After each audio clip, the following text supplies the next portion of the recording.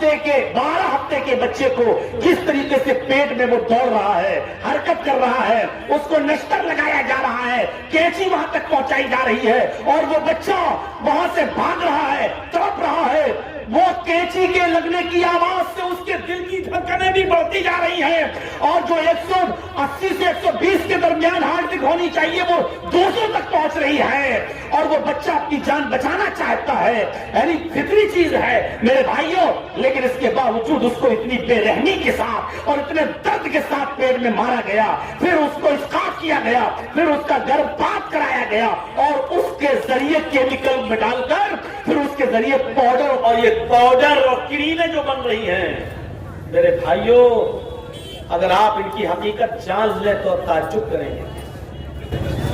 جو لڑکے اور لڑکیاں غلط قدم اٹھا لیتے ہیں اور جن کے حمل ٹھہر جاتے ہیں، حمل 1.5 ہفتے کا، 1 ہفتے کا، 2 ہفتے کا، 4 ہفتے کا، 6 ہفتے کا، ان حمل کو گرایا جاتا ہے اور اس جنین کو، اس کو پولیتھین میں اور کیمیکل ڈال کر اس کو بچایا جاتا ہے، اس کو گرا کر اس کی حفاظت کی جاتی ہے اور پاؤڈرز اور کریم کے اندر ان ناجائز بچوں کو کی چربی اور ان کے اجزاء ملا کر یہ پاؤڈرز اور کریم بنائی جاتی ہیں، یہ کریم بنائی جاتی ہیں. میرے پاس پوری ایک ریسرچ رکھی ہوئی ہے میرے پاس، میرے بھائیوں آئیے اور پڑھیے اور دیکھیے. باقاعدہ اس پر ایک فلم بنی تھی، ایک فلم بنی ہے اور اس فلم کے بہت ہنگامہ ہوا، بہت ہنگامہ ہوا. سن 1985 کے اندر، وہ 1885 کے اندر وہ فلم چلائی بھی گئی تھی. وہ فلم چلی تھی جس پر بڑا ہنگامہ ہوا. اس فلم کے اندر دکھایا گیا باقاعدہ کہ کس طریقے سے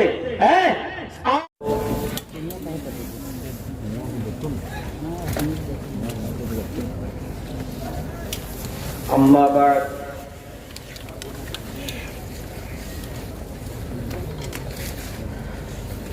فإن خير الحديث كتاب الله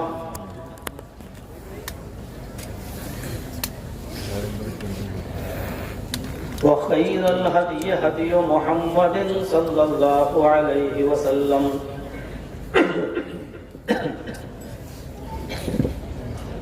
وشر الأمور محدثاتها وكل محدثة بدعة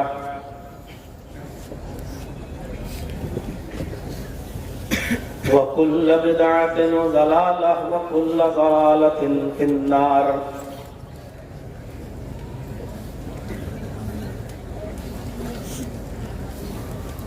أعوذ بالله من الشيطان الرجيم. بسم الله الرحمن الرحيم. وما خلقت الجن والإنس إلا ليعبدون.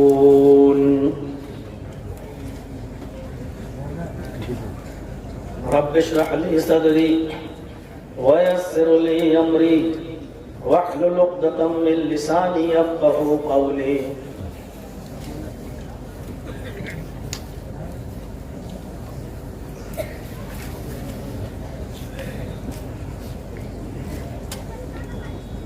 ہر قسم کی تعریف،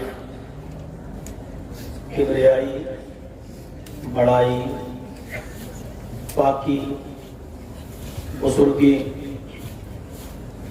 اللہ سبحانہ و تعالی کے لیے لائق و سزاوار ہے، جو وحدہ لا شریک ہے، جو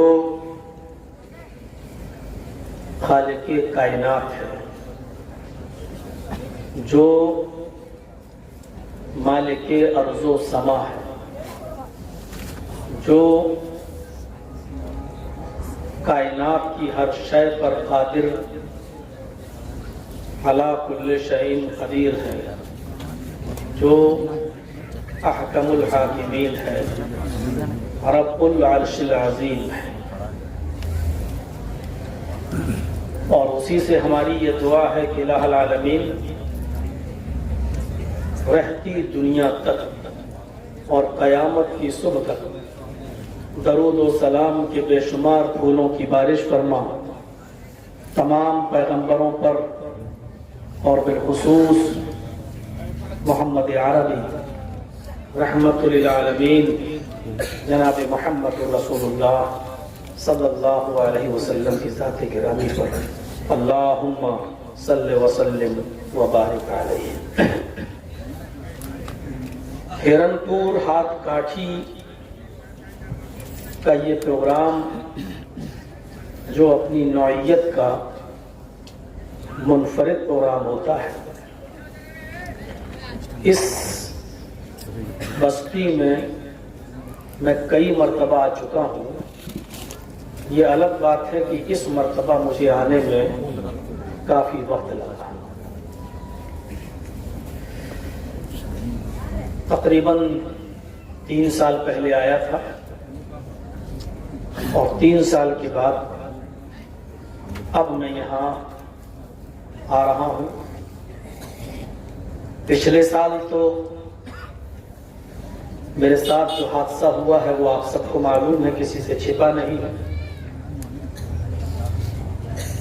मस्जिदों में बाकायदा दुआ हुई, आपकी मस्जिदों में भी दुआ की गई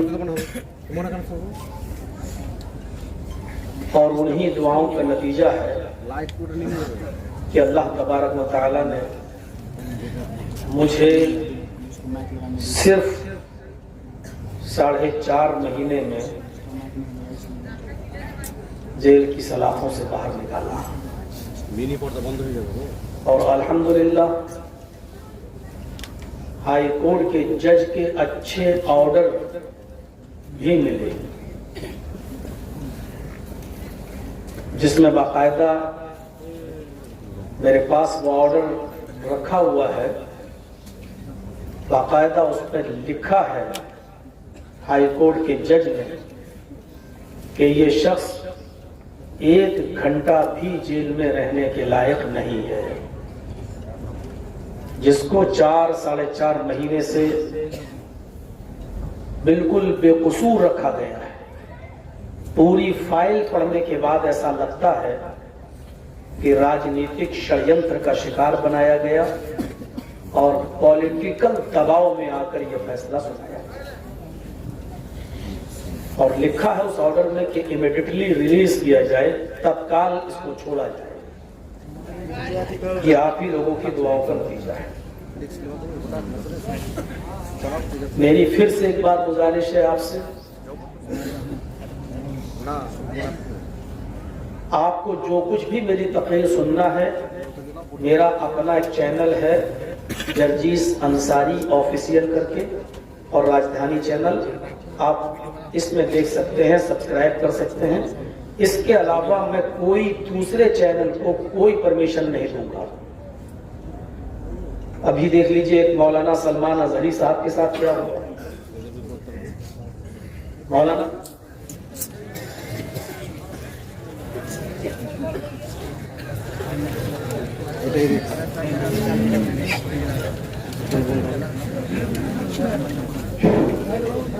मौलाना कलीमुद्दीन सिद्दीकी साहब के साथ क्या हो चुका है, मेरे साथ जो मामला हुआ है, और इन सब चीजों के पीछे यही यूट्यूब चैनल है, क्योंकि तकरीर में जो चीज बोली नहीं जाती है उस चीज को ये थंबल बनाकर पेश करते हैं। देवी देवताओं के साथ फोटो बनाते हैं, योगी और मोदी के साथ तस्वीरें बनाते हैं और इन थंबलों की वजह से जो केस बनते हैं ये बहुत नुकसानदेह होते हैं। आपसे मेरी फिर मुअद्दिबाना गुजारिश है कि अगर कोई रिकॉर्ड कर रहा हो तो छोड़ दें और ना करें, क्योंकि मैं भी किसी माँ का बेटा हूं। आपको तकलीफ होती है तो आपकी माँ को दर्द होता है। मेरी भी माँ रोई है, मेरे भी बीमार बाप रोए हैं। मैं चाहता हूं कि आप हमारी परमिशन जब नहीं है तो आप हमारी तकरीर को रिकॉर्ड नहीं करें। मैं अपना एक चैनल खुद लेके चल रहा हूं ताकि रिकॉर्ड रहे। कल अगर कोई केस हो मेरे ऊपर तो मैं कोर्ट में ये दिखा सकूं कि मैं वो नहीं बोला था جو چینل والے دکھا رہے ہیں میں یہ بولا تھا جو موجود ہے، اس ریکارڈ کے لیے میں لے کر چلتا ہوں خود اپنے ساتھیوں کو اپنے ساتھ، اس کے علاوہ کوئی اور چینل ہم اس کو الاؤ نہیں کریں گے۔ اور میرے منع کرنے کے بعد بھی اگر آپ نے بنایا تو جتنی کمائی آپ اس چینل سے کمائیں گے وہ سب آپ کے لیے حرام ہوگی، ناجائز ہوگی، کیونکہ آپ میری پرمیشن کے بنا میری ویڈیو ریکارڈ کر رہے ہیں، جو جائز نہیں ہے۔ کسی بھی مولانا سے پوچھ لو، جب کسی کی اجازت نہیں ہے تو آپ ریکارڈ کر سکتے ہیں، اور جب ریکارڈ نہیں کر سکتے ہیں تو اس کے ذریعے کما سکتے ہیں، اور اس کے ذریعے کما کر وہ کمائی کھا سکتے ہیں یا نہیں کھا سکتے ہیں۔ آپ کسی بھی مولانا سے پوچھو کہ کون سا آدمی جائز کا فتویٰ دے گا۔ دعا کیجئے، اس وقت ملک کے حالات بڑے نامستعد ہیں۔ اتراکھنڈ کے آج کے حالات دیکھیے، ٹی وی چینلوں پر آپ دیکھ سکتے ہیں، یوٹیوب پر آپ دیکھ سکتے ہیں، سوشل میڈیا پر آپ دیکھ سکتے ہیں کس طریقے سے آگ لگانے کی کوشش کی جا رہی ہے، کس طریقے سے مسجد پر بلڈوزر چلایا گیا ہے، کس طریقے سے دنگا بھڑکانے کی کوشش ہو رہی ہے۔ 2024 سے پہلے ابھی اس طریقے کی کوششیں اور ہوں گی، اور کسی طریقے سے ووٹ کو ڈائیورٹ کرنے کی کوشش کی جائے گی، اور ایک ناپاک پارٹی اپنے ناپاک ہتھ کنڈے اپنانے میں کسی قسم سے پیچھے نہیں رہے گی۔ اللہ تعالی ہمارے ملک میں امن و امان قائم فرمائے، شانتی کو بحال رکھے، اور ہم سب کی حفاظت فرمائے۔ مختلف علماء سے آپ نے مختلف موضوعات پر خطاب سنا۔ میں جب یہاں پہنچا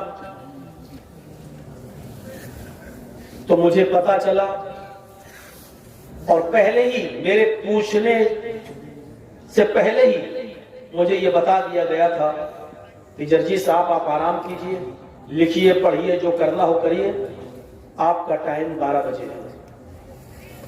میں مطمئن ہو گیا، لیکن 12 بجے کے بجائے ہم کو 1:15 پر وہاں کوئی پہنچا لینے کے لیے، اور میں اب آپ کے سامنے آپ کے روبرو ہوں، یعنی آپ اپنے دیے ہوئے ٹائم پر بھی قائم نہیں رہ سکتے ہیں۔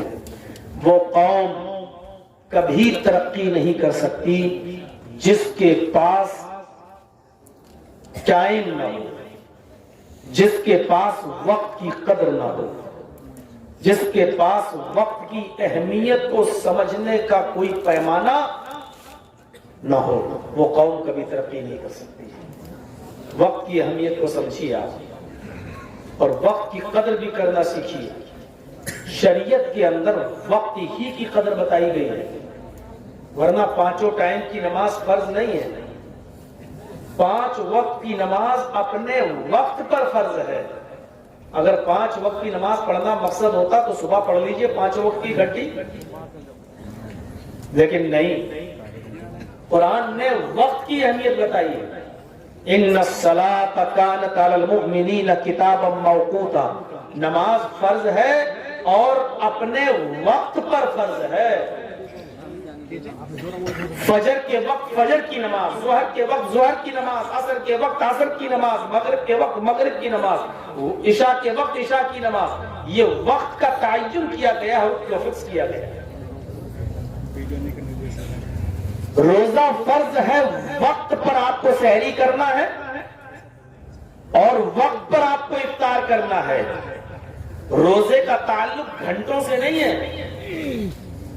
آپ کے ہاں اگر 5 بجے سحری کا ٹائم ختم ہو رہا ہے اور آپ کی آنکھ نہیں کھلی، آپ نے 6 بجے سحری کر لی اور یہ سوچ لیا کہ چلو 1 گھنٹہ دیر سے میں سحری کر رہا ہوں، وہاں 1 گھنٹہ دیر سے میں افطار کر لوں گا، 1 ہی گھنٹے کا تو معاملہ ہے، تو آپ کا یہ روزہ قبول نہیں ہوگا، بلکہ آپ گناہگار اور ہو جائیں گے۔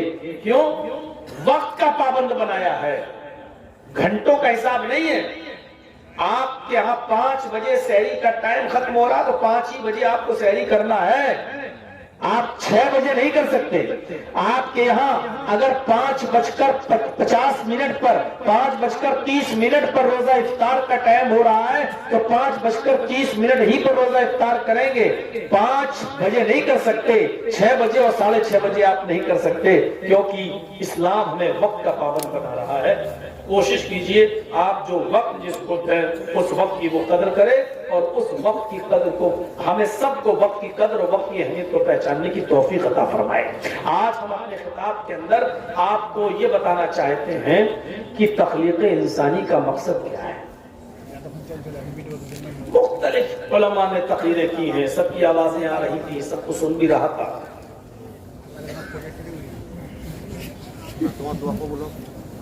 ہم اور آپ اس دنیا میں جو آئے ہیں,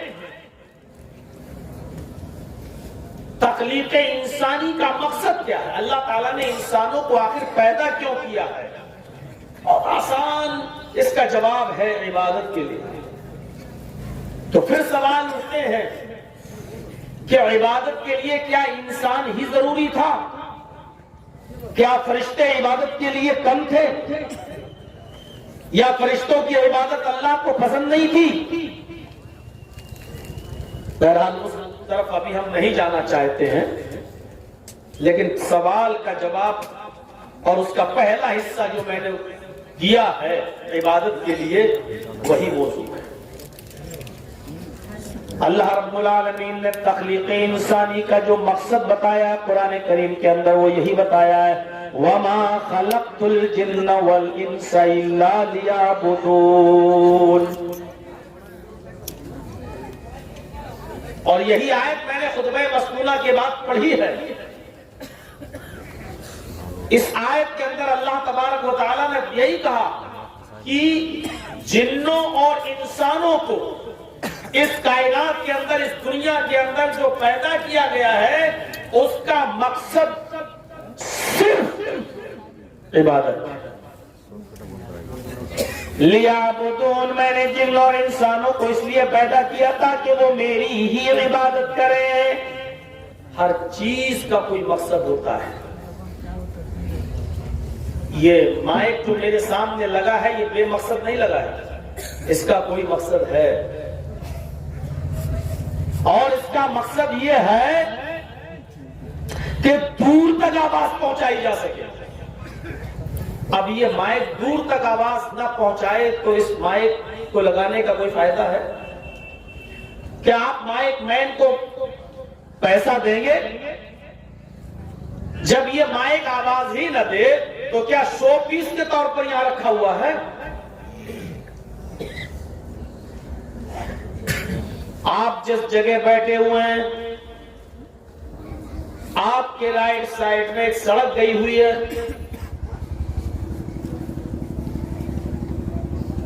صبح سویرے آپ دیکھیں گے, صبح سویرے آپ دیکھیں گے کوئی آدمی سڑک کے اوپر پیدل چل رہا ہے, کوئی سائیکل سے جا رہا ہے, کوئی موٹر سائیکل سے جا رہا ہے, کوئی 4 ویلر سے جا رہا ہے. اس سڑک پر چلنے والے یہ افراد بے مقصد نہیں چل رہے ہیں. کوئی سبزی خریدنے جا رہا ہے, کوئی گوشت خریدنے جا رہا ہے, کوئی اپنے بچے کو اسکول چھوڑنے جا رہا ہے, کوئی آفس جا رہا ہے, کوئی اپنی ڈیوٹی پہ جا رہا ہے. یہ لوگوں کا اٹھنا بیٹھنا چلنا پھرنا کوئی بے مقصد نہیں ہے, مقصد کے تحت ہے. بے مقصد نظر نہیں آتا یہ سب. تو ہر چیز کا جب ایک مقصد ہے تو اس بات کو بھی غور کرنا چاہیے کہ اس دنیا میں ہم اور آپ جو آئے ہیں تو کیا صرف اسی لیے آئے ہیں کہ ماں کے پیٹ سے باہر آئے, پیدا ہو, ماں کا دودھ پیئے, دھیرے دھیرے بچپنا آ جائے, اور بچپنا ختم ہو تو جوانی پر قدم رکھ لیں, جوانی ختم ہو جائے تو بڑھاپے پہ, اور پھر ایک دن آئے بوڑھے ہو کر بیمار ہو جائیں اور مر جائیں؟ کیا ہم اور آپ اس دنیا میں صرف اسی لیے آئے ہیں؟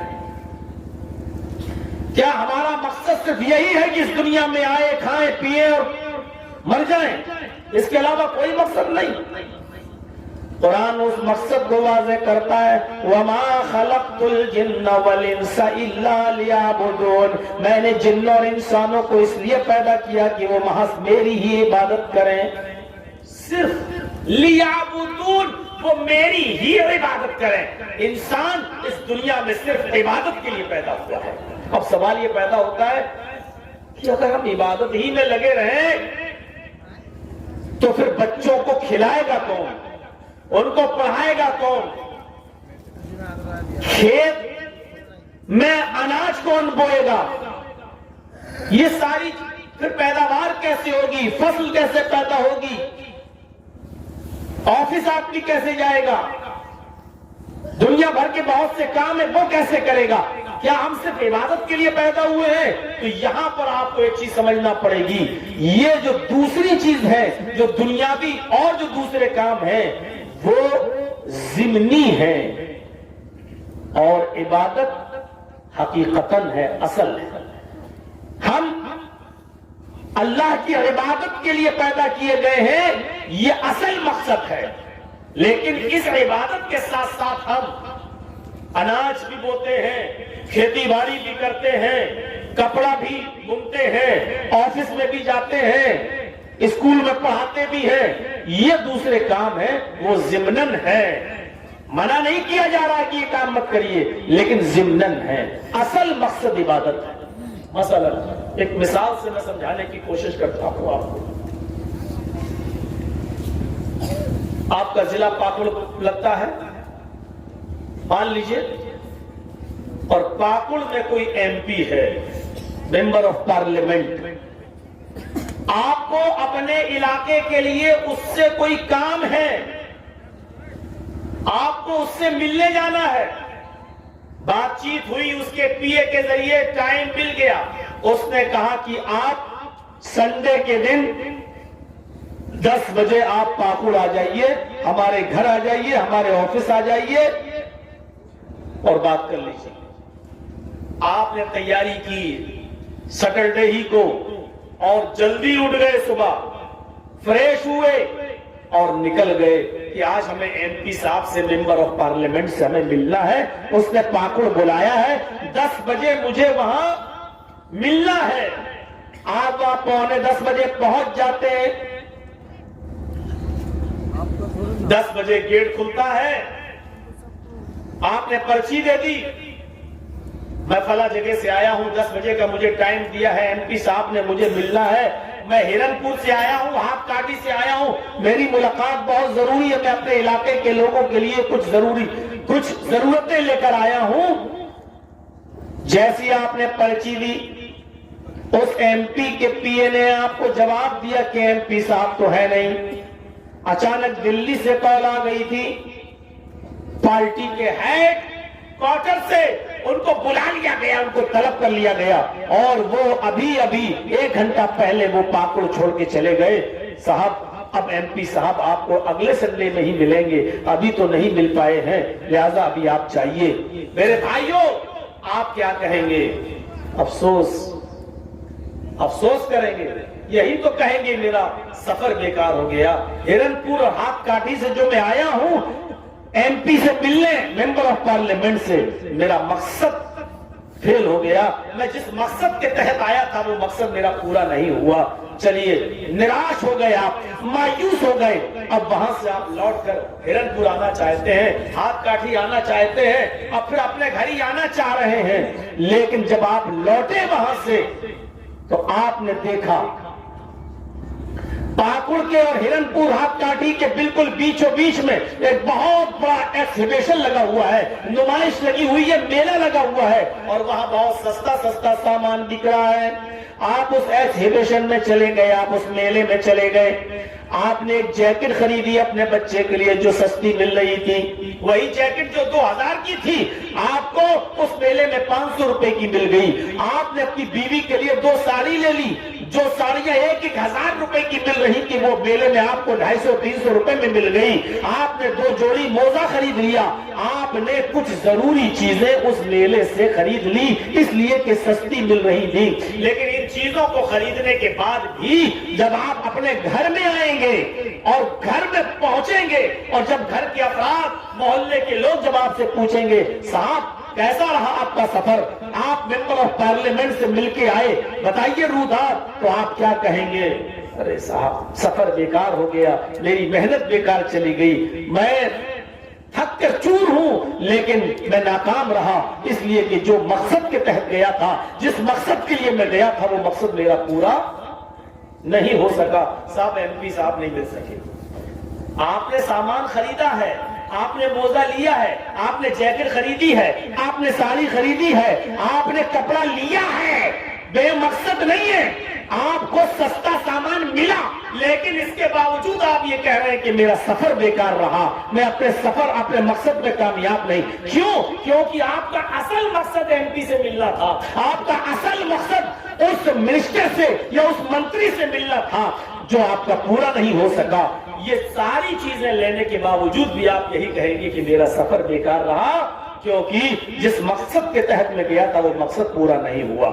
اسی طریقے سے میرے بھائیوں, دنیا میں آپ آئیں, آپ کتنے بھی بڑے اسکول میں ٹیچر بن جائیں, آپ اپنے بچے کو کتنا بڑا انجینئر بنا لیں, آپ اپنے بچے کو چاہے کتنا بڑا ڈاکٹر بنا دیں, آپ اپنے بچے کو کتنا بھی بڑا فلاسفر بنا لیں, آپ اپنے بچے کو سائنٹسٹ بنا لیں, آپ بہت بڑی نوکری پر فائز ہو جائیں, پائلٹ بن جائیں, سب کچھ بڑی سے بڑی نوکری آپ کرنے لگے اور بڑی سے بڑی تنخواہ آپ کو ملنے لگے, لیکن اگر آپ پہلا مقصد حل نہیں کرتے جو اصل مقصد ہے دنیا میں آنے کا, عبادت, آپ اور آپ کی اولاد اگر اس سے دور ہے تو آپ کا ایم ایل اے ہونا بیکار, آپ کا ایم پی ہونا بیکار, آپ کا انجینئر ہونا بیکار, آپ کا سائنٹسٹ ہونا بیکار, آپ کا میرے بھائیوں پائلٹ ہونا بیکار, آپ کا ٹیچر ہونا بیکار, کیونکہ آپ جس مقصد کے لیے آئے تھے وہ مقصد تو آپ نے پورا کیا ہی نہیں ہے, اور ضمناً دوسرے مقصد آپ نے جو اس کے ساتھ اٹیچ تھے وہ آپ نے کر لیے. جس طرح کپڑا خریدنے, جیکٹ لینے, موزہ خریدنے, لنگی خریدنے, ساڑی خریدنے کے باوجود آپ یہ کہتے ہیں کہ میرا مقصد پورا نہیں ہوا, اسی طریقے سے ان تمام چیزوں کو حاصل کر لینے کے بعد بھی اگر ہم عبادت میں کوتاہ ہیں, عبادت میں سست ہیں, تو سمجھ لیجئے گا ہم بالکل اسی طرح ہیں جس طرح ایم پی صاحب سے نہ ملنے کے بعد ہمارا مقصد پورا نہیں ہوتا, اسی طریقے سے اس دنیا میں آنے کے بعد یہ سب کچھ ہو جانے کے بعد بھی ہم بیکار ہیں, کیونکہ اصل مقصد تو عبادت تھا, اس سے ہم کوسوں دور ہیں. وَمَا خَلَقْتُ الْجِنَّ وَالْإِنسَ إِلَّا لِيَعْبُدُونَ, میں نے جنوں اور انسانوں کو اس دنیا میں اس لیے پیدا کیا تاکہ وہ میری ہی عبادت کریں. دے بھائیو, اصل مقصد ہے عبادت, اور دوسری چیزیں بالکل ایسے ہی ہیں جیسے لوٹتے وقت ہم نے جیکٹ لے لی, ساڑی لے لی, لنگی لے لی, کپڑا خرید لیا, یہ ضمناً ہے, منع نہیں ہے, اچھا کیا آپ نے لے لیا, لیکن اصل چیز کیا تھی؟ منتری سے ملنا. دوسری چیزیں ضمناً ہیں, ایسی اس دنیا میں اصل چیز ہے عبادت, دوسری چیزیں اس کے ساتھ ضمناً ہیں جو کی جاتی ہیں اور کی جانی چاہیے. اور پھر نوکری کرنا, اپنے بیوی بچوں کے لیے کمانا, حلال رزق تلاش کرنا, محنت کرنا اور مزدوری کرنا بھی تو عبادت ہے. اور خود قرآن نے اس عبادت کو ذکر کیا ہے, فَإِذَا قُضِيَتِ الصَّلَاةُ فَانْتَشِرُوا فِي الْأَرْضِ وَابْتَغُوا مِنْ فَضْلِ اللَّهِ. جب جمعہ کی نماز ادا کر لی جائے تو ہم مسجد میں مت بیٹھو. کیوں بیٹھے ہو؟ جب جمعہ کی نماز پڑھ لی, پوری ہو گئی, تو آپ کیوں بیٹھے ہو مسجد کے اندر؟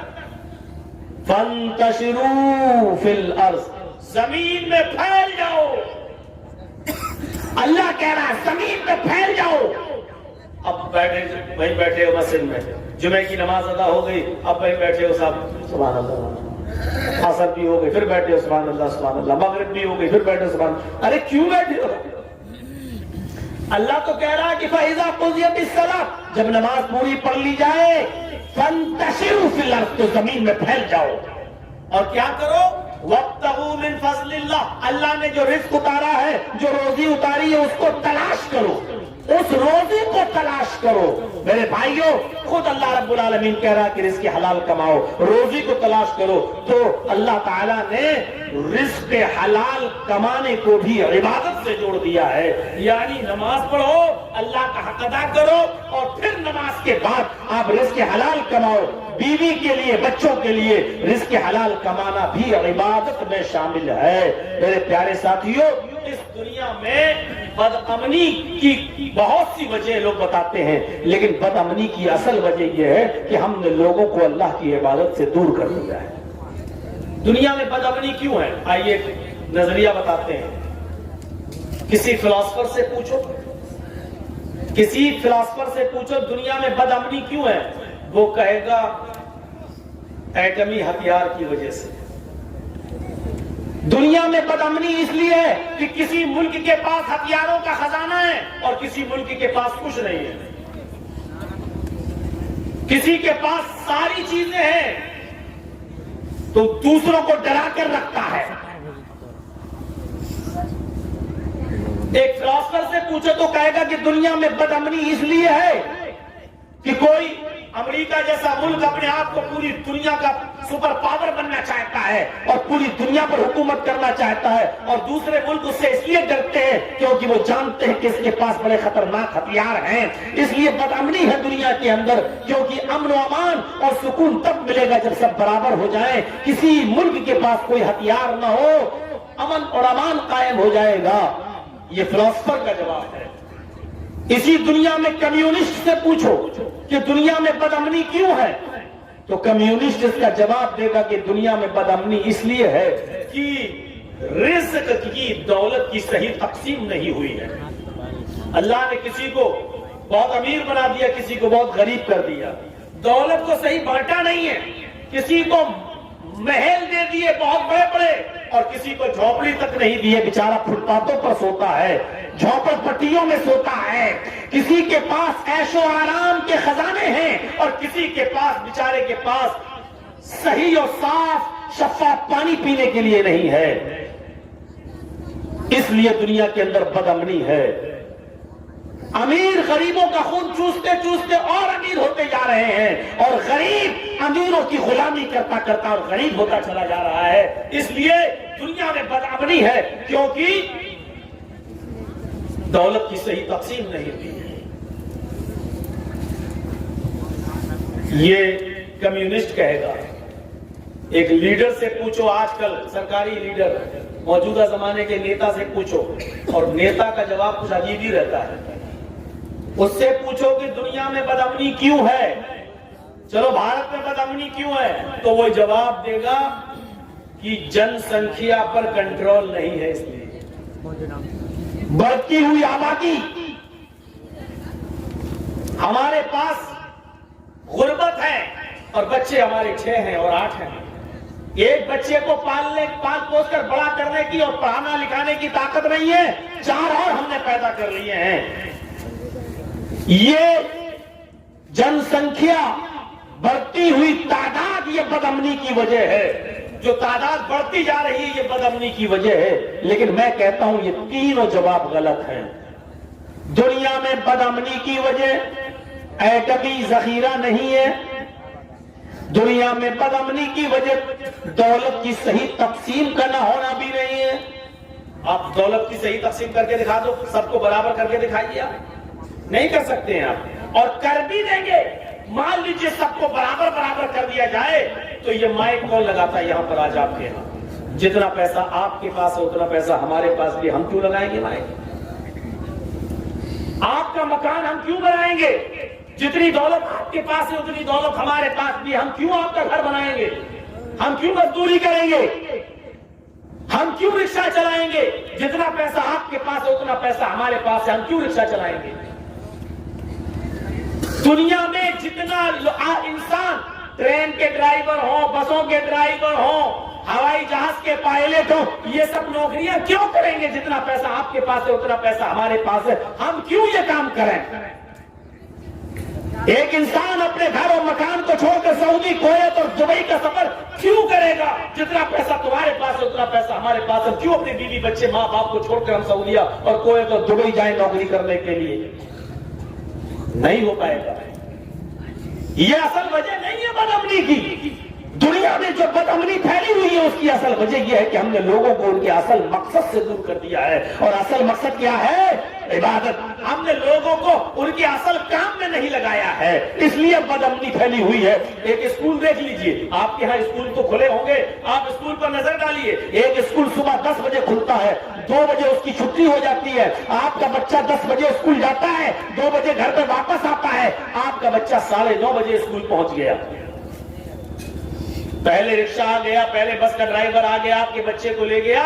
स्कूल लगने से पहले, क्लास लगने से पहले बच्चे एक मैदान में जमा है, खेल रहे हैं, कूद रहे हैं, शोर मचा रहे हैं। एक दूसरे को मार रहा है, कोई झूले पे झूल रहा है, कोई घिसकनी पे घिसक रहा है, कोई पार्क में है, कोई पकड़ा पकड़ी खेल रहा है। स्कूल में शोर हो रहा है, शराबा हो रहा है, कान के पर्दे फटे जा रहे हैं। ऐसा होता है क्यों? क्योंकि अभी बच्चे अपने असल काम में नहीं लगे हैं, इसलिए ये बदअमनी स्कूल के अंदर फैली हुई है। बदअमनी क्यों फैली? क्योंकि अभी बच्चे आजाद हैं, उनको आपने उनके असल मकसद से नहीं लगाया। बच्चे शोर करेंगे, हंगामा करेंगे, सब कुछ करेंगे, इसलिए नहीं कि वो भूखे हैं, इसलिए नहीं कि उनके ऊपर जुल्म हुआ है, बल्कि इसलिए कि उन बच्चों को अभी आपने उनके असल काम से नहीं लगाया। जैसे ही 10 बजते हैं, घंटी लगती है, पीरियड शुरू होता है, सारे बच्चे अपने अपने क्लासों में चले जाते हैं। आइए जरा इस मंजर को देखिए, सारे बच्चे अपने अपने क्लासों में चले जाते हैं, एकदम शोर शराबा बंद हो जाता है। वही बच्चे अब पढ़ने लगे। ए फॉर एप्पल, एप्पल मानी सेब, बी फॉर बर्ड, बर्ड मानी चिड़िया। वही बच्चे जो अभी शोर कर रहे थे, पीरियड लगते ही, घंटी लगते ही अपने अपने क्लासों में एकदम खामोश है, सन्नाटा छा गया है। ऐसा लग रहा है जैसे यहाँ कोई है ही नहीं। बच्चों की हंगामा आ रही, बैक वक्त कैसे खत्म हो गई, एकदम सुकून कैसे पैदा हो गया, बदअमनी कैसे मिट गई, अशांति कैसे खत्म हो गई, सुकून कैसे स्कूल के अंदर हो गया। सुकून की असल वजह यह है, आपने उन बच्चों को उनके असल काम में लगा दिया। आपने उन बच्चों को बता दिया कि पढ़ने के लिए आए हो, ये तुम्हारा असल मकसद है, लिहाजा पढ़ो। अब वही बच्चे अपने असल काम से लग गए। A for Apple, B for bird, C for cat, D for dog. वही बच्चे अपने असल काम में लग गए। अमन और अमान और शांति पैदा हो गई। इस दुनिया में बदअमनी की वजह एटमी हथियारों का जखीरा नहीं है। इस दुनिया में बदअमनी की वजह लोगों की और इंसानों की बढ़ती हुई तादाद और जनसंख्या नहीं है। इस दुनिया में बदअमनी की वजह दौलत की सही तकसीम करना होना नहीं है। इस दुनिया की बदअमनी की असल वजह यह है कि हमने लोगों को, आवाम को और पब्लिक को उनके असल मकसद में नहीं लगाया है। इसको इनके असल काम पे लगा दो कि वमा खलक़तुल जिन्ना वल इंसा इल्ला लियअबुदून। तुम्हारा असल काम यह है कि इस दुनिया में तुम अल्लाह की इबादत के लिए पैदा किए गए हो। अब जब ये इंसानियत अल्लाह की इबादत में लग जाएगी तो अमन व अमान पैदा हो जाएगा, सुकून पैदा हो जाएगा, शांति पैदा हो जाएगी। क्यों? क्योंकि हमने उनको असल काम से लगा दिया है। मेरे भाइयों, ये काम होना चाहिए हमारा और आपका कि हम लोगों को उनके असल काम से जोड़ दें। वमा खलक़तुल जिन्ना वल इंसा इल्ला लियअबुदून। असल मकसद ये है, हमने लोगों को असल काम से नहीं जोड़ा है। अब आइए मैं 2-3 चीजें आपके सामने रखता हूं। इबादत, एक है अब्द, एक है आबिद, एक है माबूद और एक है इबादत। इन 4 चीजों को जहन में रखना है। अब्द बंदा, आबिद बंदगी करने वाला, इबादत करने वाला, माबूद जिसकी इबादत की जाए, और इबादत वो जिसके जरिए अल्लाह खुश होता है। ये 4 चीजें। हम और आप सब कौन हैं? अल्लाह के बंदे, अब्द हैं। اور ہم جب بندگی کرتے ہیں تو کون ہو جاتے ہیں؟ عابد. ابھی ہم کون ہیں؟ عبد. اللہ اکبر. اب ہم کون ہو گئے؟ عابد، عبادت کرنے والے. ہم کون ہیں؟ عبد. سحری کی، روزے کی نیت ہم نے کر لی کہ آج ہمیں روزہ رکھنا. اب ہم کون ہو گئے؟ عابد. یہ روزہ ہم نے کس کے لیے رکھا ہے؟ اللہ کے لیے. وہ کون ہے؟ معبود، جس کی عبادت کی جائے. ہم ہیں اب. اللہ اکبر. اب کون ہو گئے؟ عابد. اور یہ جو ہم کر رہے ہیں، اٹھنا بیٹھنا، سجدہ رکوع، یہ کیا ہے؟ عبادت. اور یہ نماز، یہ عبادت جس کے لیے کی جا رہی ہے وہ کون ہے؟ معبود. عبد کے معنی غلام، اور عبادت جو ہم کر رہے ہیں وہ ہے غلامی. جس کے لیے کر رہے ہیں وہ ہے مالک. اس فرق کو سمجھنے کی کوشش کیجئے گا. ہم اللہ کے عبد ہیں، غلام ہیں، ملازم نہیں ہیں. عبد میں اور ملازم میں فرق ہوتا ہے. ملازم کس کو کہتے ہیں؟ مثلا ہم سرکاری نوکر ہیں، کسی جگہ پر ہماری سروس ہے، ہم 9 بجے گئے اور 5 بجے وہاں سے چھٹی ہو گئی ہماری. 5 بجے کے بعد ہم آپ کا کام کر بھی سکتے ہیں اور نہیں بھی کر سکتے، یہ میری مرضی. آپ زبردستی ہم سے کام نہیں کرا سکتے ہو. میری بینک میں ڈیوٹی ہے، ایک مثال دے رہا ہوں میں، ہے نہیں. میری بینک میں ڈیوٹی ہے، بینک 10 بجے کھلتی ہے اور 5 بجے بند. ہمیں جاب ملی ہے، سرکاری جاب ہے. 10 بجے آپ آئیے بینک اور 5 بجے تک آپ کو رہنا ہے. 10 بجے سے 5 بجے تک ہماری ڈیوٹی ہے. 5 بجے کے بعد ہم جا سکتے ہیں. 5 بجے کے بعد ہم سے کوئی زبردستی کام نہیں کرا سکتا ہے. اگر 5 بجے کے بعد کرانا چاہو گے تو اوور ٹائم آپ کو اس کا پیسہ ہمیں دینا پڑے گا. وہ بھی ہماری مرضی کے اوپر. ہم چاہیں گے تو کریں گے اور چاہیں گے تو نہیں کریں گے. آپ زبردستی ہم سے نہیں کرا سکتے ہیں. اس کو کہتے ہیں ملازم، اس کو کہتے ہیں سروینٹ. لیکن ہم اللہ کے ملازم نہیں ہیں، ہم اللہ کے سروینٹ نہیں ہیں، ہم اللہ کے غلام ہیں، ہم اللہ کے عبد ہیں. ہمیں ہر حال میں اللہ کا حکم اینی ٹائم ماننا پڑے گا. یہ نہیں 5 وقت کی نماز پڑھ لی، ہو گئی عبادت، بس اب آپ فری ہو گئے. نہیں. ان اللہ اشترى من المؤمنین انفسهم واموالهم بان لهم الجنہ. پڑھیے قرآن کی آیت. اللہ نے صاف طور پہ کہہ دیا میرے بندو، اے مومنو، اے مسلمانوں، ان اللہ اشترى من المؤمنین انفسهم واموالهم. اے مسلمانوں، ہم نے تمہاری جانوں کو اور ہم نے تمہارے مالوں کو خرید لیا ہے. اللہ نے کیا کہا؟ ہم نے خرید لیا ہے تمہاری جانوں کو بھی اور تمہارے مالوں کو بھی. یہ جان بھی ہماری نہیں ہے اور ہمارے پاس جو مال ہے وہ بھی ہمارا نہیں ہے. اللہ نے کہا ہم نے خرید لیا. ان اللہ اشترى من المؤمنین انفسهم واموالهم. اللہ نے خرید لیا ہے تمہاری جانوں کو اور تمہارے مالوں کو.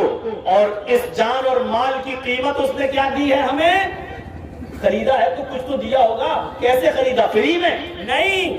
اللہ نے کہا ہم نے تمہارے جانوں کو اور تمہارے مالوں کو خریدا ہے بِأَنَّ لَهُمُ الْجَنَّةَ. جنت کے بدلے. ہم نے بدلے میں کیا دیا تمہیں؟ جنت. تم ہمیں اپنی جان دو، تم ہمیں اپنا مال دو، بدلے میں ہم سے جنت لو. اللہ رب العالمین نے کہا کہ تم میرے بندے ہو. اینی ٹائم جب بھی تمہاری جان کی ضرورت پیش آئے گی تمہیں دینا پڑے گی.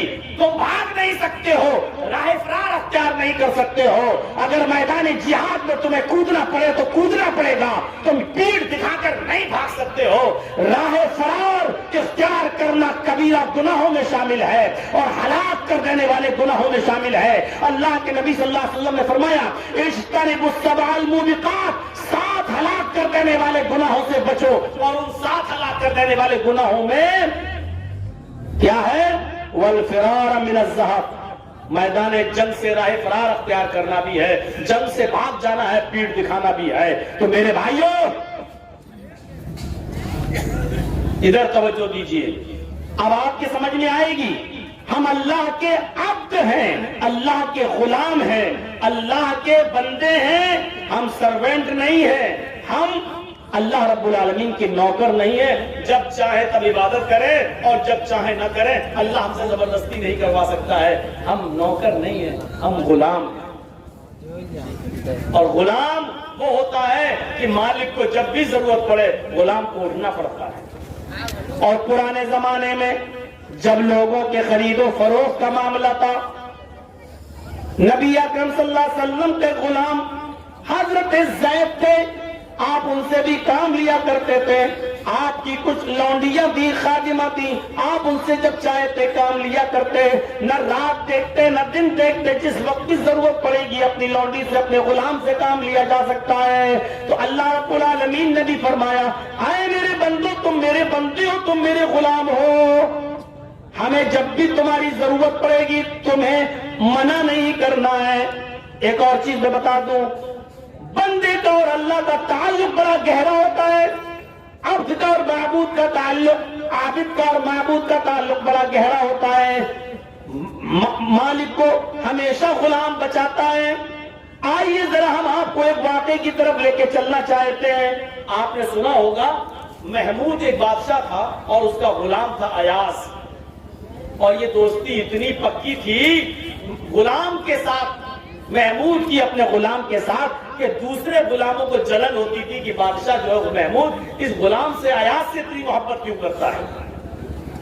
مشہور ہے جب مسجد میں نماز کا وقت ہوتا تھا تو محمود اپنے ساتھ ساتھ اپنے غلام ایاز کو بھی لے جایا کرتا تھا, اور جب امام صاحب نماز پڑھاتے تھے تو محمود ایاز کے بغل میں اپنے غلام کے بغل میں نماز پڑھتا تھا. علامہ اقبال نے اسی چیز کو سامنے رکھتے ہوئے کہا تھا, ایک ہی صف میں کھڑے ہو گئے محمود و ایاز, ایک ہی صف میں کھڑے ہو گئے محمود و ایاز, نہ کوئی بندہ رہا نہ کوئی بندہ نواز.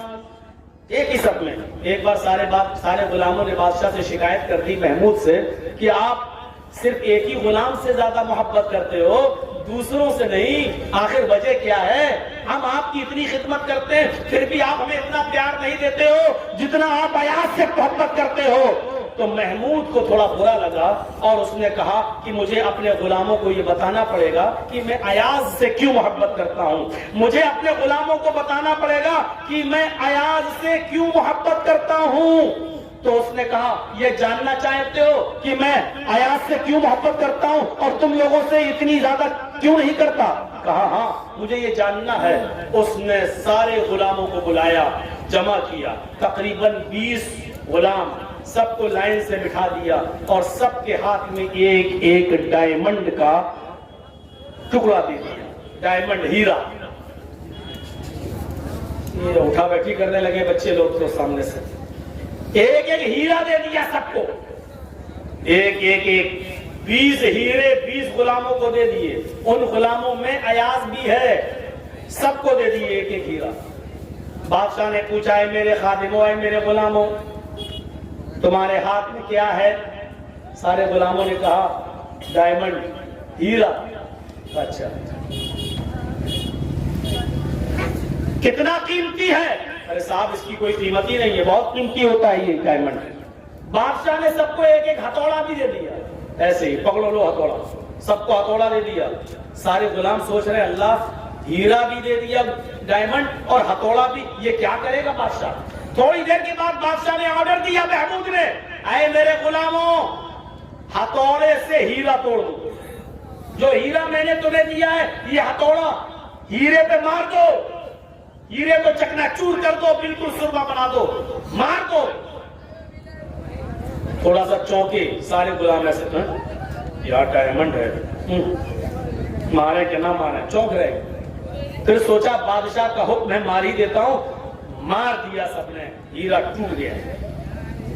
20 غلاموں نے ہیرے پر ہتھوڑا مار دیا, اور 20 غلاموں میں ایاز بھی شامل تھا, اس نے بھی مار دیا, ہیرا ٹوٹ گیا.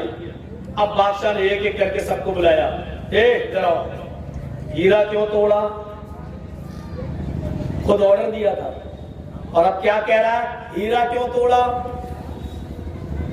اس نے کہا صاحب آپ کا حکم تھا میں نے توڑ دیا. دوسرے سے پوچھا یہ تم نے کیوں توڑا؟ اس نے کہا بادشاہ صاحب آپ نے کہا توڑ دو میں نے توڑ دیا۔ تیسرے سے پوچھا تم نے کیوں توڑا؟ اس نے بھی جواب دیا کہ آپ کا حکم ہیرے سے بڑھ کر نہیں تھا، آپ کا آرڈر تھا توڑنے کا، میں نے توڑ دیا، آپ کی نافرمانی کرنا میں نے مناسب نہیں سمجھا۔ سب نے یہی جواب دیا۔ ایاس کی جب باری آئی، لاسٹ میں ایاس کی باری آئی، ایاس کو بلایا ادھر آؤ، ہیرا تو تم نے بھی توڑا ہے؟ جی توڑ دیا۔ تم نے کیوں توڑا؟ تم نے کیوں توڑا؟ تو ایاس نے اس کا جواب کتنا خوبصورت دیا۔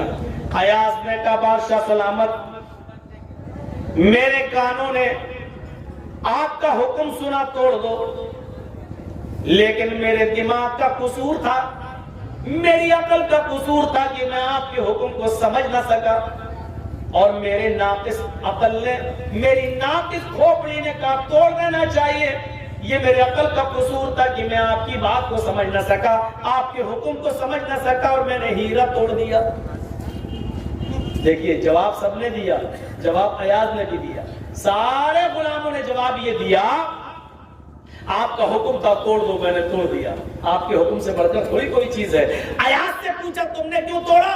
ایاز نے کہا میں نے اس لیے توڑ دیا کیونکہ آپ نے حکم دیا، لیکن میرا دماغ، میری کھوپڑی، میری عقل سمجھ نہیں سکی آپ کہنا کیا چاہتے تھے، یہ میرے عقل کا قصور ہے کہ میں نے آپ کے ہیرے کو توڑ دیا، یہ میری عقل کا قصور ہے۔ محمود نے کہا آئے غلاموں، دیکھا میں ایاز کو کیوں چاہتا ہوں، ایاز سے سب سے زیادہ محبت کیوں کرتا ہوں، ایاز کو کیوں پسند کرتا ہوں، اب سمجھ میں آیا؟ میں نے تم سب کو آرڈر دیا تھا ہیرا توڑنے کا، ایاز کو بھی حکم دیا تھا ہیرا توڑنے کا، تم سب نے میرا حکم مانا، ایاز نے بھی میرا حکم مانا، تم سب سے پوچھا ہیرا کیوں توڑا، تم نے کہا آپ کا حکم تھا توڑ دو، توڑ دیا، آپ کا حکم تھا توڑ دو اس لیے توڑ دیا، لیکن ایاز نے کیا کہا یہ میری عقل کا قصور تھا کہ میں سمجھ نہیں پایا، یعنی اس نے میرے اوپر آنچ نہیں آنے دی، حالانکہ حکم میں نے ہی دیا تھا، لیکن اس نے میرے اوپر آنچ نہیں آنے دی اور بڑی خوبصورتی کے ساتھ مجھے بچا لیا، اور اس نے سارا قصور اپنی عقل کا اپنے اوپر لے لیا کہ یہ میری عقل کا قصور ہے۔ میرے بھائیوں، ایک بندے کا تعلق اپنے رب کے ساتھ ایسا ہی ہونا چاہیے، جب وہ کوئی اچھا کام کرے تو کہے کہ رب نے مجھے ہدایت دی، اللہ نے مجھے توفیق دی، اور جب وہ کوئی غلط کام کرے اور گناہ کی طرف آگے بڑھے اور اس سے کوئی گناہ سرزد ہو جائے تو وہ اللہ کو دوش نہ دے، وہ یہ نہ کہے کہ اللہ نے مجھے گمراہ کر دیا، وہ یہ نہ کہے کہ اللہ نے مجھے بہکا دیا، بلکہ وہ یہ کہے کہ اللہ نے تو مجھے ہدایت ہی دی تھی لیکن شیطان نے مجھے راستے سے بہکا دیا، اور شیطان کے اوپر الزام لگا دے، میرے اوپر الزام نہ لگائے، یعنی اللہ کے اوپر نام۔ جبکہ ہر خطبے میں ہر مقرر پڑھتا ہے، ہم اور آپ جتنے سب پڑھتے ہیں من یہدہ اللہ فلا مضل لہ ومن یضلل فلا ہادی لہ، اللہ جس کو ہدایت دے اس کو کوئی گمراہ نہیں کر سکتا، اور جس کو اللہ گمراہ کر دے اس کو کوئی ہدایت نہیں دے سکتا۔ یہ حدیث ہے، بخاری کے اندر موجود ہے، حدیث میں کیا ہے؟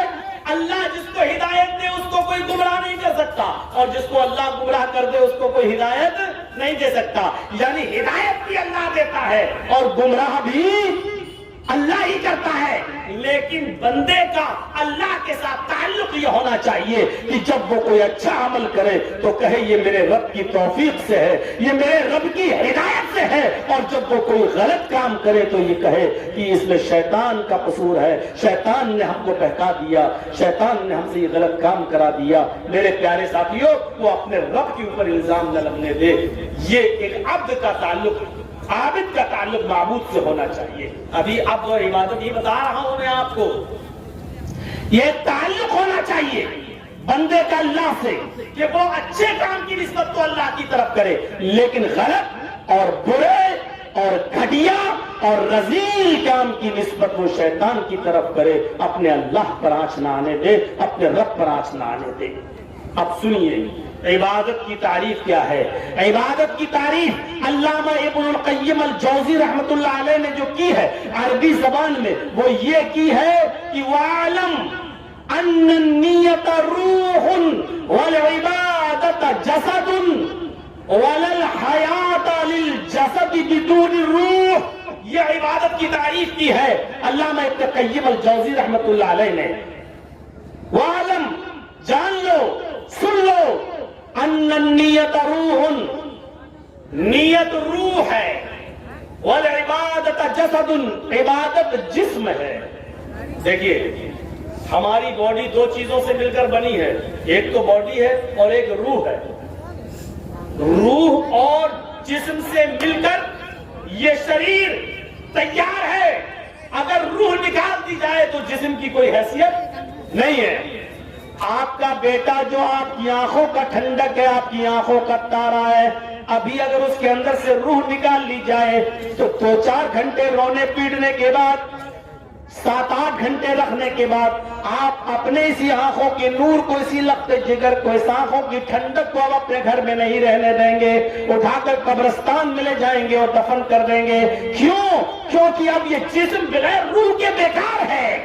بغیر روح کے اب یہ جسم بیکار ہے. اب اس جسم کی کوئی حیثیت نہیں ہے. اب اس جسم کی کوئی حیثیت نہیں ہے کیونکہ روح نکل چکی ہے. تو عبادت کی روح بتائی ہے. اب آئیے ذرا ہم اب جو چیز بتا رہا ہوں وہ سننے کے لائق ہے. علامہ ابن قیم نے کیا کہا ہے؟ وَعَلَمْ أَنَّ النِّيَّةَ رُوحٌ، نیت روح ہے. نیت روح ہے. کوئی بھی عبادت آپ کریے، اگر اس کے اندر نیت اچھی ہے تو وہ عبادت زندہ ہے. اگر اس عبادت میں نیت بیکار ہے تو وہ عبادت بیکار ہے، وہ عبادت مردہ ہے، اس کی کوئی حیثیت نہیں ہے. تو ان نیت روح، نیت روح ہے، اور عبادت جسد، اور عبادت جسم ہے. عبادت جسم ہے. وَلَا الْحَيَاةَ لِلْجَسَدِ بِدُونِ الروح، اور جسم جو ہے بغیر روح کے کوئی زندگی نہیں ہے. جسم کو کے اندر زندگی ہے ہی نہیں بغیر روح کے. یعنی روح ہوگی تو جسم زندہ ہے، اور روح نہیں ہے تو جسم بیکار ہے. وَكَذَلِكَ قَالَ اللَّهُ تَبَارَكَ وَتَعَالَى، اسی لیے اللہ تبارک و تعالیٰ نے فرمایا لَن يَنَالَ اللَّهَ لُحُومُهَا وَلَا دِمَاؤُهَا وَلَكِنْ يَنَالُهُ التَّقْوَى مِنْكُمْ. اللہ رب العالمین کو قربانی کا گوشت اور اس کا خون نہیں پہنچتا. یعنی جو قربانی کرتے ہو یہ قربانی عبادت ہے اور اس کی روح نیت ہے. اگر آپ اچھی نیت سے قربانی کر رہے ہیں تو قبول ہے. اور قربانی میں اگر آپ کی نیت ٹھیک نہیں ہے، اچھا یہ 10,000 کا بکرا لایا ہے، میں 15 کا لے کے آؤں گا. یہ اچھا یہ ایک بکرا کر رہا ہے، میں 2 بکرے کروں گا. اچھا میں بات تگڑا اور تندرست بکرا لاؤں گا تاکہ لوگ کہیں کہ دیکھو محلے میں اس کا بکرا کتنا تندرست ہے، ماشاءاللہ اس نے کتنا موٹا تازہ بکرا کیا. قربانی کر رہے ہیں آپ لیکن نیت آپ کی اچھی نہیں ہے، روح نکل گئی ہے آپ کی. اللہ نے کیا کہا؟ تم جو قربانی کرتے ہو اس کا گوشت اور اس کا خون ہمارے پاس نہیں پہنچتا، بلکہ ہم تو اس کی نیت دیکھتے ہیں، اس کی روح دیکھتے ہیں. یعنی نیت کیا ہے؟ اللہ کہتا ہے وَلَٰكِنْ يَنَالُهُ التَّقْوَى مِنْكُمْ، تقویٰ پہنچتا ہے ہمارے پاس. نیت اچھی ہونی چاہیے. جنگ ہو رہی ہے، سنیے واقعہ. جنگ ہو رہی ہے اور حضرت علی نے ایک یہودی سے یہ شرط لگا لی، اس جنگ کے اندر اکیلے لڑیں گے، چلا جا میدان میں، تو مجھے مار دے یا میں تجھے مار دوں. چلو. اور دونوں میدان میں آ گئے، دونوں کے ہاتھ میں تلواریں ہیں، دونوں لڑنے لگے. یہ جہاد ہے، جہاد عبادت ہے. سن لیجئے میرے پیارے ساتھیوں، حضرت علی اس عبادت میں شامل ہیں. اب عبادت کی روح بتلا رہا ہوں، دیکھیے کیا ہے. حضرت علی اس عبادت میں شامل ہیں. اس کافر کو، اس یہودی کو مارنا چاہتے ہیں اللہ کی رضا مندی کے لیے، اعلاء کلمت اللہ کے لیے. جنگ شروع ہو جاتی ہے، دونوں لڑنے لگتے ہیں اور اتفاق دیکھیے لڑتے لڑتے دونوں کی تلواریں ایک دوسرے سے ٹکرائیں اور دونوں کی تلواریں زمین کی اوپر گر گئیں. جنگ میں دونوں لڑ رہے ہیں، یہودی بھی اور علی بھی.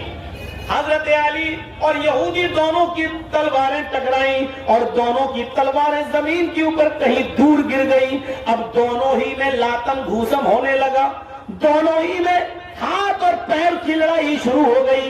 تلواریں پڑی رہنے دو. اب دونوں ہی ہاتھوں سے، مکوں سے، گھوسوں سے ایک دوسرے کو مارنے لگے. وہ کبھی علی کو مارتا، کبھی علی اس کو مارتے. لڑتے لڑتے لڑتے لڑتے لڑتے لڑتے یہ جنگ اتنی خطرناک ہوئی کہ لڑتے لڑتے ایک موقع ایسا آیا کہ حضرت علی اس یہودی کے اوپر چڑھ گئے، اس یہودی کے سینے پر بیٹھ گئے اور اپنے دونوں ہاتھ سے اس کا گلا دبانے لگے۔ حضرت علی اس کا گلا دبانے لگے کس کے، اور شرط یہی تھا، کیا تھی شرط؟ یا تم مجھے مار دو یا میں تمہیں مار دوں۔ حضرت علی اس کا گلا ایسے پکڑ کے دبانے لگے، کس کے زور سے جب دبایا تو اس یہودی نے ایک چالاکی سے کام کیا، اور چالاک یہودی بہت چالاک قوم ہوتی ہے، اور چالاک نہ ہو تو اسرائیل کے اندر ایسے ہی سارے عربوں کو نچا رہی ہو یہ اسرائیل قوم، بڑی شاطر قوم ہوتی ہے یہ یہودی، بڑی چالاک قوم ہوتی ہے یہ۔ دیکھ رہے ہیں آپ کس طریقے سے اس نے شراب، الکوہل اور سور ان سب کو ہر گھر میں پہنچا دیا، ہر گھر میں پہنچا دیا ہے۔ ہماری قوم کی بیٹیاں اور ہماری بہنیں تو مسلمانوں کے گھروں میں بھی یہ چیز آ چکی ہے۔ یہ لپسٹک، یہ کریم اور پاؤڈر، کیا یہ کوئی ہے جو یہ بتا سکے کہ کوئی لپسٹک بغیر الکوہل کے بن جاتی ہے؟ اس کے اندر تیزاب بھی ہوتا ہے جو پھیلنے کا کام کرتا ہے، اس لپسٹک کے اندر ارنڈی کا تیل بھی ہوتا ہے، اس لپسٹک کے اندر اس کو کچھ دنوں تک محفوظ رکھنے کے لیے الکوہل بھی ملایا جاتا ہے، الکوہل، تاکہ یہ صحیح رہے۔ اور جب الکوہل کا اثر ختم ہو جاتا ہے اور جب الکوہل اپنا کام کرنا بند کر دیتا ہے تو پرانی لپسٹک کو، اس کی خوشبو کو سونگھ کے دیکھیے، آپ سونگھ نہیں پائیں گے۔ جب الکوہل اپنا کام کرنا بند کر دیتا ہے تو آپ لپسٹک کی بدبو سونگھ نہیں پائیں گے۔ ہماری بہنیں، ہماری بیٹیاں پرانی لپسٹکوں کو اٹھا کر دیکھیں، اس کی بدبو سونگھ نہیں پائیں گی۔ اتنے خطرناک اور اتنے گندے کیمیکل سے یہ چیز بنائی جاتی ہے۔ اگر عورتیں لپسٹک کو بنتا ہوا اپنے آنکھوں سے دیکھ لیں تو کبھی زندگی کے اندر لپسٹک استعمال نہ کریں۔ اس میں الکوہل، اس میں سور کی چربی، کیونکہ ہونٹوں پر، انسان کے جسم پر بہت سے جانوروں کی چربی کا تجزیہ جب کیا گیا تو بھینس کی چربی پگھل گئی، گائے کی چربی پگھل گئی، بکرا بکری کی چربی پگھل گئی، سارے جانوروں کی چربی پگھل جاتی ہے، لیکن سور کی چربی ایسی ہے جو انسانی جسم پر پگھلتی نہیں ہے۔ اس کو ڈال دو اور بدن کی حرارت سے بھی وہ پگھلتی نہیں ہے۔ تو ایسی چربی کی ضرورت تھی جو ہونٹوں پر ٹک سکے، جو پگھلے نہیں اور پھیلے نہیں۔ اس لیے اسرائیل نے اور ان یہودیوں نے لپسٹک کے اندر سور کی چربی کو ملانا شروع کر دیا تاکہ یہ ہونٹوں پر جم سکے۔ اب کتنی آسانی سے لگاتی جاتی ہیں اور چاٹتی بھی جاتی ہیں۔ آپ دیکھیں گے، دیکھتی ہیں لگی کہ نہیں لگی، پھیل تو نہیں رہی، ایسے لگائیں، یہ گھر گھر تک پہنچ چکا ہے، یہ گھر گھر تک۔ کتنی عیار اور مکار قوم ہے یہ یہودیت، جس نے سور کو ہمارے گھروں تک پہنچا دیا۔ اور یہ بیچارے بہت بڑے شاکاہاری بنتے ہیں جو ہر جانور رام رام رام رام رام، ان کی عورتیں بھی سور کی چربی استعمال کر رہی ہیں، گھر گھر پہنچ چکی ہے۔ اور لپسٹک کو اور خوبصورت بنانے کے لیے ایک ایک لپسٹک کی قیمت، میرے بھائیوں آپ ہمارے لکھنؤ میں آئیے اور لولو مال میں جائیے جو ایشیا کا سب سے بڑا مال مانا جاتا ہے، لولو مال، ایک ایک لپسٹک کی قیمت میں نے دیکھی ہے 50-50 ہزار روپے ایک لپسٹک، اتنی سی۔ اب بڑے لوگ جو جن کے پاس حرام کی کمائی ہے وہ لوگ خریدتے بھی 50-50 ہزار کی، گھر گھر تک پہنچا دیا ہے اس کو۔ اور یہ پاؤڈر اور کریمیں جو بن رہی ہیں، میرے بھائیوں اگر آپ ان کی حقیقت جان لیں تو تعجب کریں گے۔ جو لڑکے اور لڑکیاں غلط قدم اٹھا لیتے ہیں اور جن کے حمل ٹھہر جاتے ہیں، حمل 1.5 ہفتے کا، 1 ہفتے کا، 2 ہفتے کا، 4 ہفتے کا، 6 ہفتے کا، ان حمل کو گرایا جاتا ہے اور اس جنین کو، اس کو پولیتھین میں اور کیمیکل ڈال کر اس کو بچایا جاتا ہے، اس کو گرا کر اس کی حفاظت کی جاتی ہے، اور پاؤڈرز اور کریم کے اندر इन नाजायज बच्चों को की चर्बी और उनके अज्जा मिलाकर ये पाउडर्स और क्रीम बनाई जाती है, ये क्रीम बनाई जाती है। मेरे पास पूरी एक रिसर्च रखी हुई है मेरे पास। मेरे भाइयों आइए और पढ़िए और देखिए, बाकायदा इस पर एक फिल्म बनी थी, एक फिल्म बनी है और उस फिल्म के बहुत हंगामा हुआ, बहुत हंगामा हुआ है। सन 1985 के अंदर वो 1885 के अंदर वो फिल्म चलाई भी गई थी। वो फिल्म चली थी जिस पर बड़ा हंगामा हुआ। उस फिल्म के अंदर दिखाया गया बाकायदा कि किस तरीके से 8 हफ्ते के 12 हफ्ते के बच्चे को किस तरीके से पेट में वो दौड़ रहा है, हरकत कर रहा है, उसको नश्तर लगाया जा रहा है, कैंची वहां तक पहुंचाई जा रही है और वो बच्चा वहां से भाग रहा है, तड़प रहा है। वो कैंची के लगने की आवाज से उसके दिल की धड़कनें भी बढ़ती जा रही हैं और जो 180 से 120 के दरमियान हार्ट बीट होनी चाहिए वो 200 तक पहुंच रही है और वो बच्चा अपनी जान बचाना चाहता है। यानी फितरी चीज है मेरे भाइयों, लेकिन इसके बावजूद उसको इतनी बेरहमी के साथ और इतने दर्द के साथ पेट में मारा गया, फिर उसको इसकात किया गया, फिर उसका गर्भपात कराया गया और उसके जरिए केमिकल में डालकर फिर उसके जरिए पाउडर और क्रीम बनाया गया।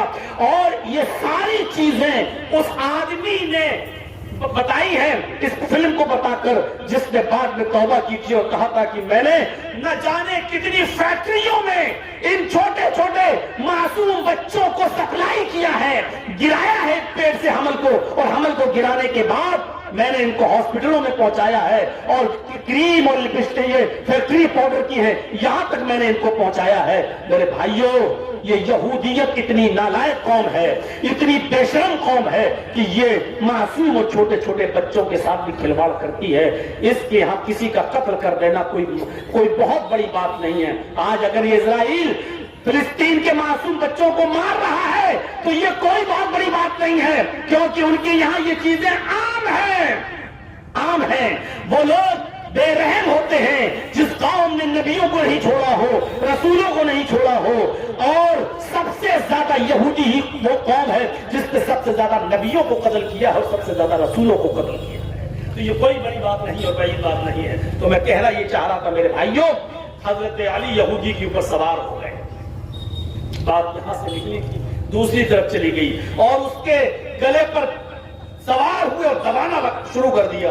उस यहूदी ने अपने मुंह में बहुत सा थूक जमा किया से और थूक बलगम जमा करके हजरत अली के चेहरे पर थूक दिया। हजरत अली के चेहरे पे जब थूक आया तो हजरत अली ने जैसे ये गला दबा रहे हैं उसका, जब थूक दिया तो छोड़ दिया उसको, अपना थूक साफ करने लगे, उस गलाजत को साफ करने लगे और फिर गुस्सा आया हजरत अली को और ज्यादा, कमीना थूक रहा है, तो फिर पकड़ के दबाया उसका गला, लेकिन फिर छोड़ दिया। हट, चलो भाग जाओ, उसको छोड़ ही दिया। वो भी जान बचा के भागा कि नहीं मैं इनका मुकाबला नहीं कर पाऊंगा, बड़े ताकतवर आदमी है, आ गए। लेकिन जाने से पहले कहने लगा, या अली एक बात समझ में नहीं आ रही है। क्या? हमारा और तुम्हारा मुकाबला तो मौत का था, तुम मुझे मार दो या मैं तुम्हें मार दूं।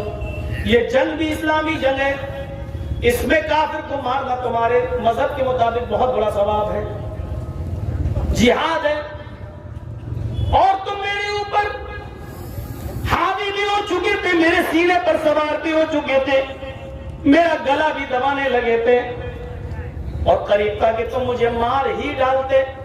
लेकिन जब मैंने आपके चेहरे पर थूका तो मैंने देखा कि आपको और गुस्सा आ गया, तो उस गुस्से में तो मैं डर गया कि अब तो अली मुझे छोड़ेंगे नहीं, और उस गुस्से में मैंने देखा कि आपकी पकड़ बहुत ज्यादा मजबूत हो गई और आपका प्रेशर बहुत बढ़ गया, आप मुझे दबाकर मारने ही वाले थे कि छोड़ दिया। आखिर क्यों? आपको तो और गुस्सा आया, तो इस गुस्से में तो मार डालना चाहिए था, छोड़ा क्यों? हजरत अली ने कहा, जब तक मैं तुझसे जंग लड़ रहा था वो अल्लाह के लिए, मैं तेरे पीठ पर पेट पर सवार हुआ तो अल्लाह के लिए, मैं तेरे सीने पर बैठा तो अल्लाह के लिए, तलवार से लड़ रहा हूं या हाथ पैर से तो अल्लाह के लिए, जब मैंने तेरा गला दबाना चाहा तो ये भी अल्लाह के लिए। इसमें मेरा गुस्सा शामिल नहीं था, ये जंग अल्लाह के लिए थी। لیکن جب تو نے میرے چہرے پر تھوک دیا تو مجھے اور غصہ آ گیا. یہ غصہ میرا ذاتی غصہ تھا. اگر تو اس غصے میں مارا جاتا جو تیرے تھوکنے کے بعد مجھے آیا، اگر اس غصے میں تو مارا جاتا تو یہ میرا ذاتی انتقام ہوتا، یہ جنگ اللہ کے لیے نہ ہوتی. اگر اس غصے میں مارا جاتا تو یہ میرا ذاتی بدلہ ہوتا، یہ میرا ذاتی انتقام ہوتا، پھر یہ لڑائی اللہ کے لیے کہاں رہ جاتی. اس غصے میں اگر تو مرتا تو یہ اللہ کے لیے نہیں ہوتا. میں تو عبادت سمجھ کے جنگ کر رہا تھا، اور عبادت کی روح تو اخلاص، اچھی نیت تھی. لیکن جب تو نے میرے اوپر تھوکا تو اس میں مجھے اور غصہ آیا. اگر اس غصے میں تو مارا جاتا تو پھر یہ لڑائی اللہ کے لیے نہیں ہوتی، اور تو اللہ کے لیے، میں اللہ کے لیے تجھے نہیں مارتا بلکہ اپنا ذاتی انتقام ہوتا. اور میں اپنا ذاتی انتقام نہیں لیتا. جا، میں نے تجھے چھوڑ دیا ہے اس لیے کہ میں ذاتی بدلہ نہیں لیتا، ذاتی بدلہ میں معاف کر دیتا ہوں. اس یہودی کو چھوڑ دیا. اس پورے واقعے سے ہمیں کیا پتا چلا؟ عبادت کیا تھی؟ لڑائی، جنگ، جہاد، عبادت. اور عبادت کس کے لیے کر رہے تھے؟ اللہ کے لیے. یہی نیت تھی. لیکن جب اس نیت میں اپنا غصہ شامل ہو گیا کہ میں اب اس کو مار ڈالوں، جب اپنا غصہ شامل ہو گیا تو چھوڑ دیا. نہیں، کیونکہ اب عبادت کی روح باقی نہیں رہی ہے. اب اگر ہم اس کو ماریں گے تو ہمیں ثواب نہیں ملے گا. اب اگر ہم اس کو ماریں گے تو یہ میرا ذاتی انتقام ہوگا. اب اگر ہم نے اس کو مار دیا تو یہ عبادت نہیں کہلایا جائے گا، یہ اللہ کی رضامندی کا سبب نہیں بنے گا، اللہ کی خوشنودی کا سبب نہیں بنے گا. حضرت علی رضی اللہ تعالیٰ عنہ نے اس کو چھوڑ دیا. یہاں غصے میں کتنوں کے گھر ڈہ گئے، غصے میں کتنوں کے گھروں میں آگ لگ گئی، غصے میں ہم نے کتنوں کو مار ڈالا، غصے میں ہم نے کتنوں کا قتل کر دیا. میرے بھائیوں، وہاں تو حالت جنگ میں بھی غصہ نہیں آ رہا ہے، اور غصہ آ رہا ہے تو حضرت علی اس یہودی کو چھوڑ رہے ہیں. ذرا تصور کرو، گالی دینے والے کو کوئی چھوڑ دے گا؟ امام غزالی رحمۃ اللہ علیہ نے اس واقعے کو اپنی مایہ ناز کتاب احیاء العلوم کے اندر نقل کیا ہے کہ حضرت عمر فاروق ایک جگہ سے گزر رہے تھے. ایک شرابی کو دیکھا وہ شراب کے نشے میں دھتا ہے. ایک شرابی کو دیکھا کہ وہ شراب کے نشے میں دھتا ہے. بہت شراب پیے ہوئے ہیں اور حضرت عمر گزر رہے ہیں. کسی نے کہا عمر جا رہے ہیں، بھاگ لے عمر جا رہے ہیں. تو شرابی تھا، حضرت عمر کو گالی دینے لگا. کون؟ اور گندی گندی گالی حضرت عمر کو. حضرت عمر کو بہت غصہ آیا، کوڑا نکالا. جیسے ہی عمر بڑھتے جا رہے ہیں وہ اور گالی دیتا جا رہا ہے. شرابی کو ہوش تو رہتا نہیں ہے، اس کا دماغ تو کام کرتا نہیں ہے. جب حضرت عمر اس کے قریب پہنچے تو اس کی گالیاں اور زیادہ بڑھ گئیں. حضرت عمر فاروق کو بے تحاشا غصہ، لیکن کوڑے کو انہوں نے سمیٹا اور اپنی کمر میں رکھا اور اس کو نظر انداز کرتے ہوئے چل دیے. لوگوں نے پوچھا امیر المومنین آپ اس کو چھوڑ رہے ہیں؟ یہ تو شراب پیے ہوئے ہیں اور شراب کے نشے میں دھت بھی ہے، اور شراب پینے کے بعد یہ آپ کو گالی بھی دے رہا ہے. پہلی بات تو شراب پینے کی سزا اس کو ملنی چاہیے. مزید یہ کہ اس نے شراب کے نشے میں آپ کو بھی گالی دی. تو حضرت عمر فاروق رضی اللہ تعالیٰ عنہ فرماتے ہیں اب اس کو اگر میں سزا دوں گا تو اس میں میرا ذاتی غصہ شامل ہو جائے گا. کوڑا جتنا سخت مارنا چاہیے، اب میں اس کو اگر کوڑے لگاؤں گا تو اور زیادہ سخت لگے گا، کیونکہ اس میں میرا ذاتی غصہ بھی شامل ہو گیا ہے. میں ذاتی انتقام نہیں لیتا، اس لیے میں اس کو مار نہیں سکتا، میں اس کو نظر انداز کر رہا ہوں. کیونکہ شراب پینے والے کو کوڑے لگانا عبادت ہے، میں اس کو سزا عبادت کے طور پر دیتا. لیکن اس نے جب مجھے گالی دی تو مجھے مزید غصہ آیا. اب اگر ہم اس کو سزا دیں گے تو یہ عبادت نہیں ہوگی، یہ میرا ذاتی انتقام ہوگا، ذاتی بدلہ ہوگا، اور میں اس سے ذاتی بدلہ نہیں لینا چاہتا. میں اس سے ذاتی بدلہ کیوں لوں گا؟ اس لیے اس کو نہیں مارنا چاہتا ہوں کیونکہ اب مار میں کوڑا لگانے میں میرا غصہ بھی شامل ہوگا، میرا غصہ بھی شامل ہوگا، اس لیے میں اس کو معاف کر رہا ہوں. میرے بھائیوں، یہاں سے ہمیں اور آپ کو سیکھنا چاہیے کہ عبادت کی روح کیا ہے. ہم ابھی عبادت ہی نہیں جانتے کیا ہے، اور عبادت جانتے ہیں تو کرتے کیسے ہیں یہ دیکھیے. اور عبادت کی روح کیا ہے؟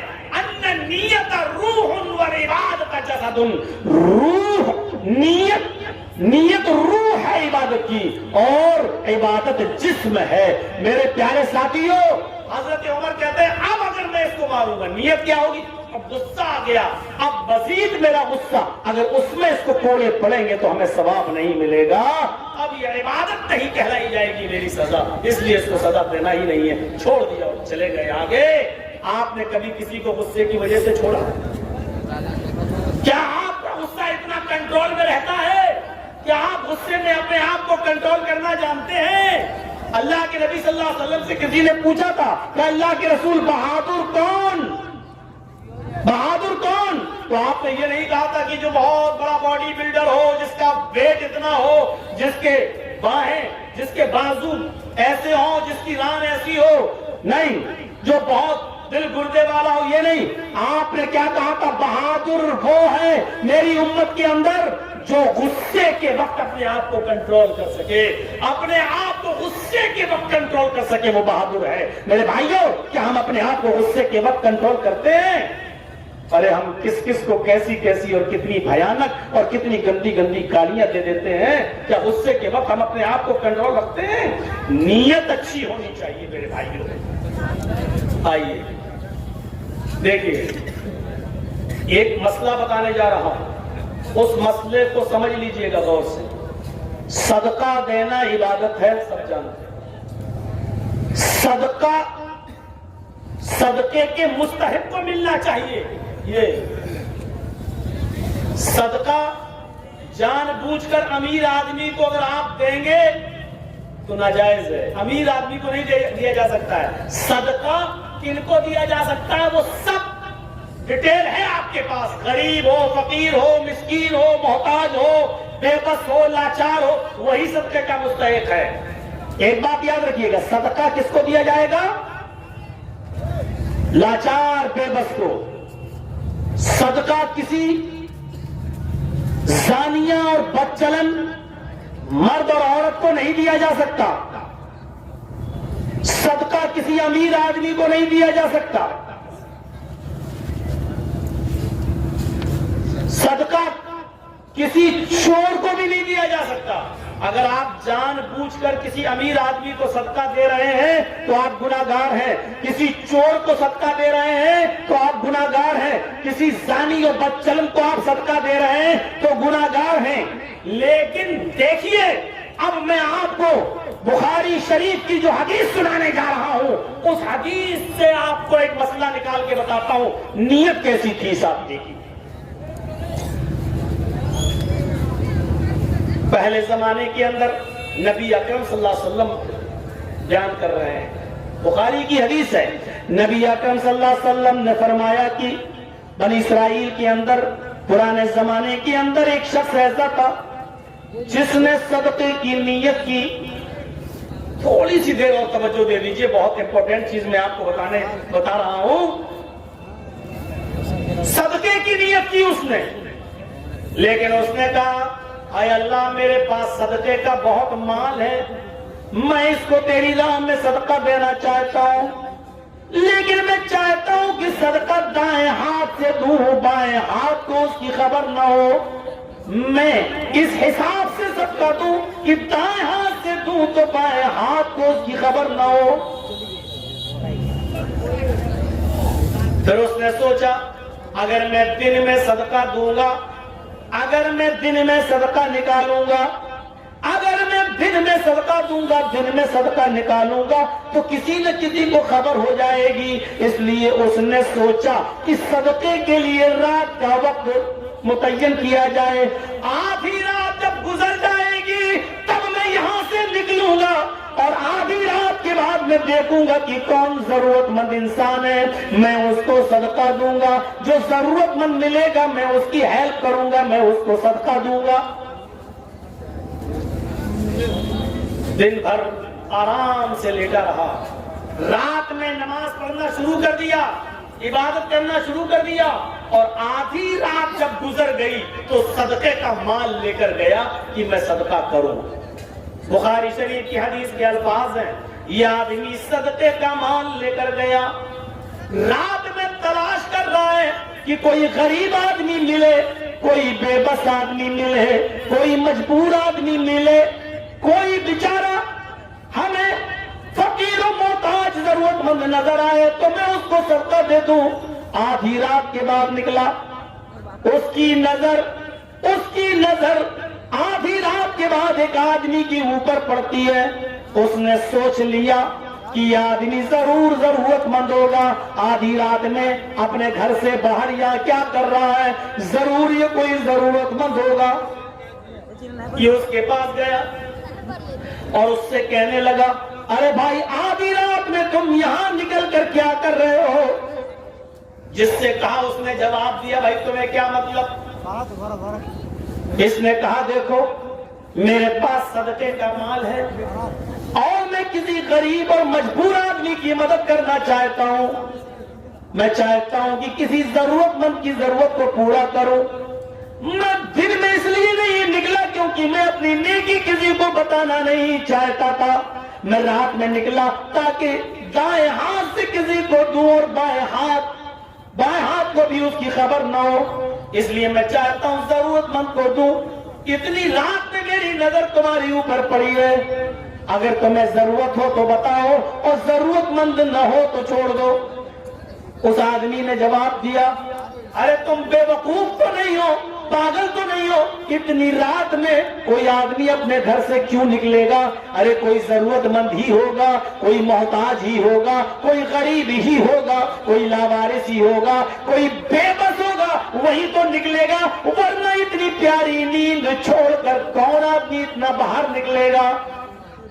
اس صدقہ دینے والے نے بھی سوچا کہ بات تو صحیح کہہ رہا ہے بیچارہ، اتنی رات میں کون نکلے گا؟ اپنی نیند قربان کر کے اس نے صدقے کا مال اس کو دے دیا، اور اپنے گھر چلا آیا، اطمینان سے لیٹ گیا یہ سوچ کر کہ انشاءاللہ میرا صدقہ قبول ہو جائے گا۔ صبح کا وقت تھا، اس نے عبادت کی، سورج نکلا، صدقہ دینے والا تو اپنے گھر سے باہر نکل گیا، بازار کی طرف گیا۔ جیسے ہم اور آپ صبح فجر کی نماز کے بعد چائے کی ہوٹلوں پہ بیٹھ جاتے ہیں، چائے کی چسکیاں لینے لگتے ہیں، ایسی یہ آدمی صبح سورج نکلنے کے بعد جب گھر سے باہر گیا تو باہر جو ہوٹلیں تھی، جو دکانیں تھی، ان کے پاس سے گزر رہا ہے۔ کیا سنتا ہے کہ کوئی آدمی کہہ رہا ہے، کسی آدمی کی آواز اس کے کانوں میں گئی، ارے بھیا تم نے سنا ہے، ارے بھائی تم نے سنا ہے؟ کہا کیا؟ کل رات میں اللہ کا ایک نیک بندہ اپنے صدقے کا مال لے کر گیا تھا۔ کوئی آدمی سے کہہ رہا ہے، رات میں کوئی آدمی صدقے کا مال لے کر گیا تھا، وہ کسی غریب کی مدد کرنا چاہتا تھا، لیکن وہ رات میں ایک چور کی مدد کرایا ہے، رات میں ایک چور کی مدد کرایا ہے۔ ایک چور ہے اس بستی کے اندر، اس کے پاس بہت سا مال ہے، اس سے اب لوگوں نے پوچھا تو اس نے کہا کہ کوئی بے وقوف آدمی مجھے ضرورت مند سمجھ کر اپنا مال دے گیا ہے، اپنا صدقے کا مال ہمیں دے گیا ہے۔ دیکھو کون اللہ والا ہے بیچارہ جو رات میں دھوکہ کھا گیا ہے اور ایک چور کو اس نے صدقہ دے دیا ہے۔ اب چور کو صدقہ دینا جائز نہیں ہے، جان بوجھ کر اگر آپ چور کو صدقہ دیں گے تو آپ کو گناہ پڑے گا، چور کو صدقہ دینا جائز نہیں ہے، لیکن اس بیچارے نے تو جان بوجھ کر نہیں دیا تھا، اس کی نیت یہ تھی کہ میں کسی غریب کی مدد کروں۔ دیکھیے صدقہ عبادت ہے، اور میں عبادت کی روح بتانا چاہتا ہوں، نیت اس کی نیت یہ تھی کہ میں نیک اور کسی ضرورت مند آدمی کی مدد کروں، لیکن اس آدمی کی نیت یہ تھی، لیکن بیچارہ دھوکہ کھا گیا اور غلطی سے چور کی مدد کرایا۔ لیکن اس نے وہاں یہ نہیں کہا نہیں وہ میں ہی تھا، نہیں ہم نے دیا، اس نے نہیں کہا، یہ چلا آیا اپنے گھر آیا، اور گھر آنے کی بات کہتا ہے اللہ تو اچھی طرح میری نیت کو جانتا ہے، تو اچھی طرح مجھے پہچانتا ہے، چور کی مدد کرنا اور چور کو صدقہ دینا یہ میری نیت نہیں تھی، میں دھوکہ کھا گیا، میں غلطی کر گیا، آئے اللہ میرے دھوکے کو اور غلطی کو معاف کرنا، میری نیت تو کسی نیک اور ضرورت مند کو صدقہ دینے کی تھی۔ کوئی بات نہیں، اے اللہ میرے پاس صدقے کا بھی اور بھی مال ہے، میں کل دھوکا کھا گیا لیکن آج انشاءاللہ میں پھر رات میں نکلوں گا، آج میں پھر رات میں نکلوں گا اور رات میں کسی ضرورت مند کو میں صدقے کا مال دوں گا۔ یہ دوسری رات میں، آدھی رات گزرنے کے بعد پھر نکلتا ہے، یہ دوسری رات آدھی رات گزرنے کے بعد پھر نکلتا ہے، یہ صدقہ دینے کی نیت سے نکلتا ہے۔ آدھی رات کے بعد اس کی نظر ایک اور آدمی کے اوپر پڑی ہے، اس نے اس سے پوچھا ارے بھائی تم کون ہو؟ اس نے کہا اتنی رات میں کوئی ضرورت مند ہی تو نکل سکتا ہے، تم کون ہو؟ اس صدقہ دینے والے نے اس آدمی کی مدد کر دی کہ دیکھو بھائی میں صدقے کا مال لے کر آیا ہوں اور تم ضرورت مند ہو، تم کہہ بھی رہے ہو، اس لیے صدقے کا مال میں تمہیں دے رہا ہوں، یہ لیجئے۔ میں رات میں اس لیے دینا چاہتا ہوں کیونکہ میں اپنی نیکی کسی کو ظاہر نہیں کرنے دینا چاہتا، میں اپنی نیکی ظاہر نہیں کرنا چاہتا۔ یہ اس کو صدقے کا مال دے کر دوسری رات میں بھی چلا آیا، اپنے گھر آ کر لیٹ گیا۔ صبح سورج نکلنے کے بعد پھر یہ نکلا، پھر ایسی گھومتے ہوئے دکانوں کے پاس گیا، ہوٹلوں کے پاس گیا، ایک آدمی کے کہنے کی آواز اس کے کان میں گئی، ارے بھائی سنا ہے تم نے؟ ارے دیکھو آج بھی اللہ کا ایک نیک بندہ دھوکا کھا گیا، آج بھی اللہ کا ایک نیک بندہ دھوکا کھا گیا ہے۔ کیا ہوا؟ ارے وہ رات میں صدقہ دینے کے لیے نکلا لیکن جان بوجھ کر نہیں، بیچارہ دھوکے سے کسی آدمی کی مدد کرایا، لیکن وہ آدمی ضرورت مند نہیں تھا، وہ امیر آدمی تھا، وہ دولت مند آدمی تھا۔ ارے وہ تو دولت مند کو اور امیر کو صدقہ دے آیا۔ دولت مند کو جان بوجھ کر پیسے والے کو صدقہ دینا جائز نہیں ہے، اور اس آدمی نے دھوکے سے نہیں، دھوکے سے بیچارے نے ایک امیر کی مدد کر دی، اس کو نہیں پتا تھا، اس نے کہا میں ضرورت مند ہوں، اس نے اس کی ضرورت کو پورا کر دیا، رات میں لے گیا، صبح ہو کے پتا چل گیا، ڈھنڈورا پٹ گیا پورے مارکیٹ کے اندر۔ یہ آدمی کہتا اللہ یہ کیا ہوا، میں آج بھی دھوکا کھا گیا اور بجائے کسی ضرورت مند کے میں نے کسی امیر کی مدد کر دی۔ گھر آیا پھر توبہ کرتا ہے، اے اللہ تو اچھی طریقے سے جانتا ہے میری نیت امیر آدمی کو صدقہ دینے کی نہیں تھی، امیر آدمی کی مدد کرنے کی نہیں تھی، لیکن میں آج بھی دھوکا کھا گیا۔ اے اللہ میں رات میں اس لیے نکلتا ہوں تاکہ میری نیکی کسی کو معلوم نہ ہو، ابھی تک مجھے میرے بارے میں کوئی جان بھی نہیں سکا کہ صدقہ دینے والا یہی آدمی ہے، میں چاہتا ہوں کہ کسی کو پتہ نہ چلے، دھوکے سے میں نے امیر کو دے دیا، مجھے معاف کرنا۔ اے اللہ میرے پاس صدقے کا آج مال اور رہ گیا ہے، آج میں صدقے کا سارا مال کسی غریب کو دے دوں گا، اے اللہ میری مدد فرمانا۔ اے اللہ آج میرے پاس صدقے کا جتنا مال رہ گیا ہے یہ بھی میں کسی غریب کی مدد میں دوں گا، آج تو میری مدد فرمانا۔ اے اللہ آج ناجائز اور غلط جگہ پر میرا صدقہ نہ جانے پائے۔ آیا دن بھر رہا، رات میں عبادت کی اور آدھی رات گزر جانے کے بعد پھر نکلتا ہے، اب اس کے پاس بس 8 گھر کا صدقہ ہے، اب اس کے پاس صدقے کا مال نہیں ہے، یہ جتنا مال لے کے جا رہا ہے کسی غریب کی مدد کرنا چاہتا ہے، لیکن اب آدھی رات گزر جانے کے بعد جب تیسری رات میں نکلتا ہے تو اس کی نظر ایک عورت کے اوپر پڑتی ہے۔ اس نے سوچا چلو آج تو کوئی مرد نہیں ہے اور یہ عورت ہے بیچاری، عورت اس رات کی تاریکی میں جو نکلے گی وہ ضرور ضرورت مند ہوگی، بیچارے کے بچے بھوکے ہوں گے، اس لیے اس مجبوری نے اس کو نکالا ہوگا۔ یہ اس کے پاس گیا صدقہ دینے والا اور کہنے لگا بہن اتنی رات میں کیوں نکلی ہو؟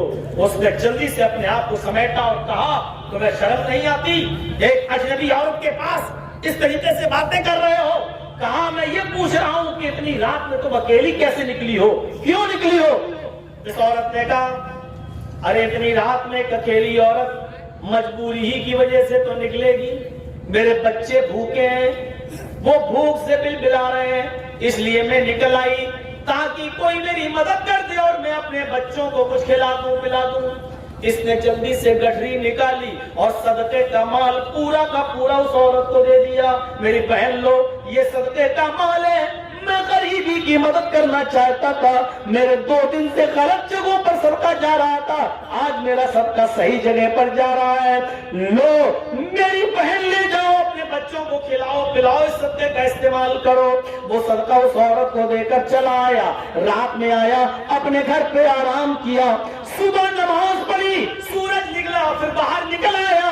آج بھی وہ دکانوں کے پاس سے گزر رہا تھا, آج بھی وہ ہوٹلوں کے پاس سے گزر رہا تھا, آج بھی وہاں اس نے لوگوں کی بھیڑ دیکھی. اس بھیڑ میں سے ایک آدمی کہہ رہا تھا, اے لوگوں, آج بھی اللہ کا ایک نیک بندہ دھوکہ کھا گیا ہے. آج بھی اس نے اپنے صدقے کا مال غلط جگہ پر دے دیا ہے. آج اس نے جس عورت کی مدد کی ہے وہ عورت زانیہ ہے, بدچلن ہے. رات میں نکلنا, کسٹمر ڈھونڈنا اور اپنا جسم بیچنا اس کا پیشہ ہے. وہ رات میں مجبوری کی وجہ سے نہیں نکلی, وہ جسم بیچنے کے لیے نکلتی ہے. وہ اپنا جسم بیچتی ہے اور پیسہ کماتی ہے. اسی طریقے سے وہ اپنے گھر کا گزر بسر کرتی ہے. آج بھی اللہ کا نیک بندہ کوئی دھوکہ کھا گیا اور ایک زانیہ اور بدچلن عورت کو اپنا صدقے کا مال دے گیا. یہ آدمی نراش اور مایوس اپنے گھر آیا, صدقے کا جتنا مال تھا ختم. اور میں نے شروع ہی میں بتایا, صدقہ نہ امیر کو دیا جا سکتا ہے, نہ چور کو, نہ زانیہ اور بدچلن کو. اور اس نے تینوں دن صدقہ تینوں غلط جگہ پر دیا ہے. پہلے دن چور کو جو غلط تھا, دوسرے دن امیر کو وہ بھی غلط تھا, اور تیسری رات میں جو صدقہ دیا وہ ایک بدچلن اور فاحشہ اور گندی عورت کو, وہ بھی غلط تھا. اب اپنے گھر آیا, اللہ سے دعا کر کے کہتا, اللہ صدقے کا مال تو ختم, لیکن تو اچھی طریقے سے جانتا ہے کہ میری نیت نہیں تھی بدچلن عورت کو صدقہ دینے کی. میری نیت تو کسی غریب و بے بس کو مدد کرنے کی تھی, لیکن اے اللہ میں آج بھی دھوکہ کھا گیا. اے اللہ, اگر میرا صدقہ تو قبول نہیں کرتا ہے تو مت کر, لیکن مجھے سزا بھی مت دینا, مجھے عذاب بھی مت دینا اس لیے کہ غلط جگہ پر پہنچ گیا ہے. اس کا عذاب بھی مت دینا اس لیے کیونکہ میں نے جان بوجھ کر غلط جگہ پر نہیں دیا.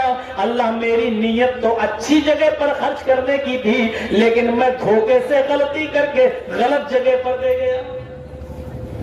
اب تیسری رات میں سو رہا ہے بیچارہ اپنے گھر, اب مال نہیں ہے صدقے کا کہ دے سکے, لیٹا ہے, رات میں خواب دیکھتا ہے. بخاری شریف کی حدیث ہے, اللہ کے نبی فرماتے ہیں, رات میں خواب دیکھ رہا ہے کہ خواب میں اس سے کہا جا رہا ہے, اے اللہ کے نیک بندے, تیری نیت کی وجہ سے اللہ نے تیرے تینوں دن کے صدقے کو قبول فرما لیا. تیری نیت کی وجہ سے اللہ نے تیرے تینوں دن کے رات کے صدقے کو قبول فرما لیا, اور تیرے صدقے کے مال کی برکت سے اللہ نے ان تینوں کو ہدایت دے دی. یعنی تیرا صدقہ بھی قبول ہو گیا, اور تیرے صدقے کے مال سے اللہ نے ان تینوں کو ہدایت بھی دے دی. تو نے جس چور کی مدد کی تھی اس نے چوری سے توبہ کر لی اور وہ حلال مال کمانے والا بن گیا. جس امیر کو تو نے دھوکے سے صدقہ دیا, اس امیر نے بھی یہ مال غریبوں میں بانٹ دیا اور توبہ کر لی کہ میں آج کے بعد کسی سے صدقے کا مال نہیں لوں گا. جس زانیہ اور بدچلن اور فاحشہ عورت کو تو نے صدقہ دیا, اس نے تیرے صدقے کا لقمہ کھانے کی بات توبہ کر لی کہ اللہ آج کے بعد میں اپنا جسم نہیں بیچوں گی, اللہ میں اپنی جسم فروشی نہیں کروں گی, اللہ میں غلط کام نہیں کروں گی. آئے میرے بندے, تیرا صدقہ میں نے قبول کر لیا ہے, اور تیرے صدقے کی برکت سے ان تینوں کو اللہ نے ہدایت بھی دے دی. میرے بھائیوں, میں نے جو بتانا مقصد تھا وہ یہ بتانا مقصد ہے کہ عبادت کی روح تقویٰ ہے, صدقہ عبادت ہے, اور اس کی روح نیت ہے. اس آدمی نے صدقہ کیا, غلط جگہ پر کیا, لیکن چونکہ نیت اچھی تھی, اور نیت کی عبادت کی روح ہے, نیت اچھی تھی, اس لیے اس نیت کی بنیاد پر اللہ نے اس کو قبول کر لیا اور ان تینوں کو ہدایت بھی دے دیا ہے. اس لیے عبادت کے اندر نیت اچھی ہونی چاہیے,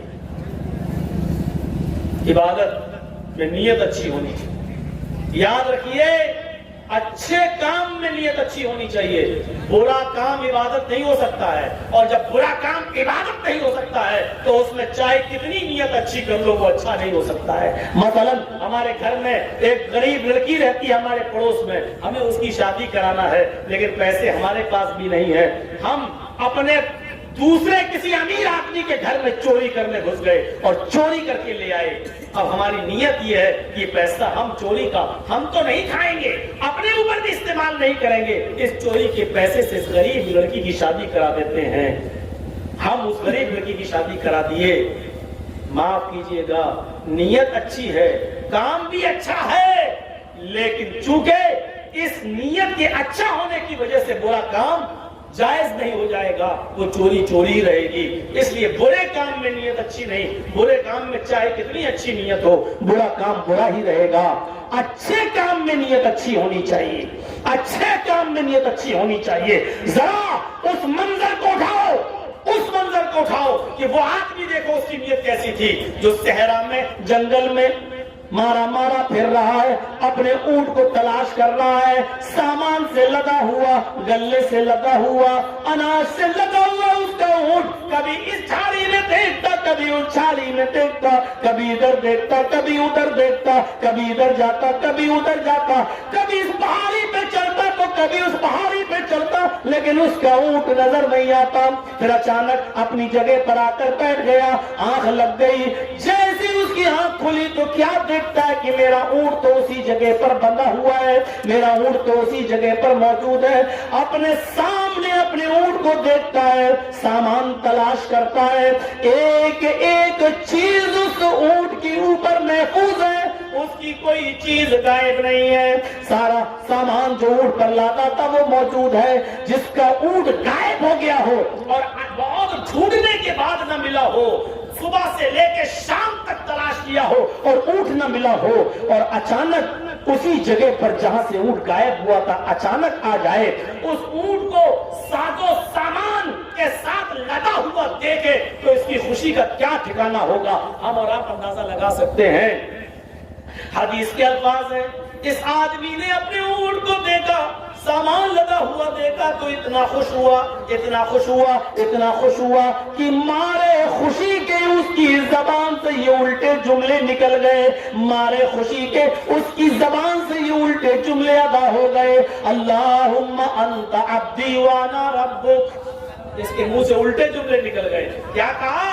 ऐ अल्लाह, मान गया तुझे, मैंने अपने ऊंट को तलाश किया तो ऊंट नहीं मिला, और देखो अपने आप अपनी जगह पर आ गया, सारा सामान लदा है, वाकई मान गया तेरी कुदरत को, वाकई तू मेरा बंदा है और मैं तेरा खुदा। क्या बोल गया? उल्टा। ऐ अल्लाह, मान गया, वाकई तू मेरा बंदा है और मैं तेरा खुदा। कितना खतरनाक जुमला है।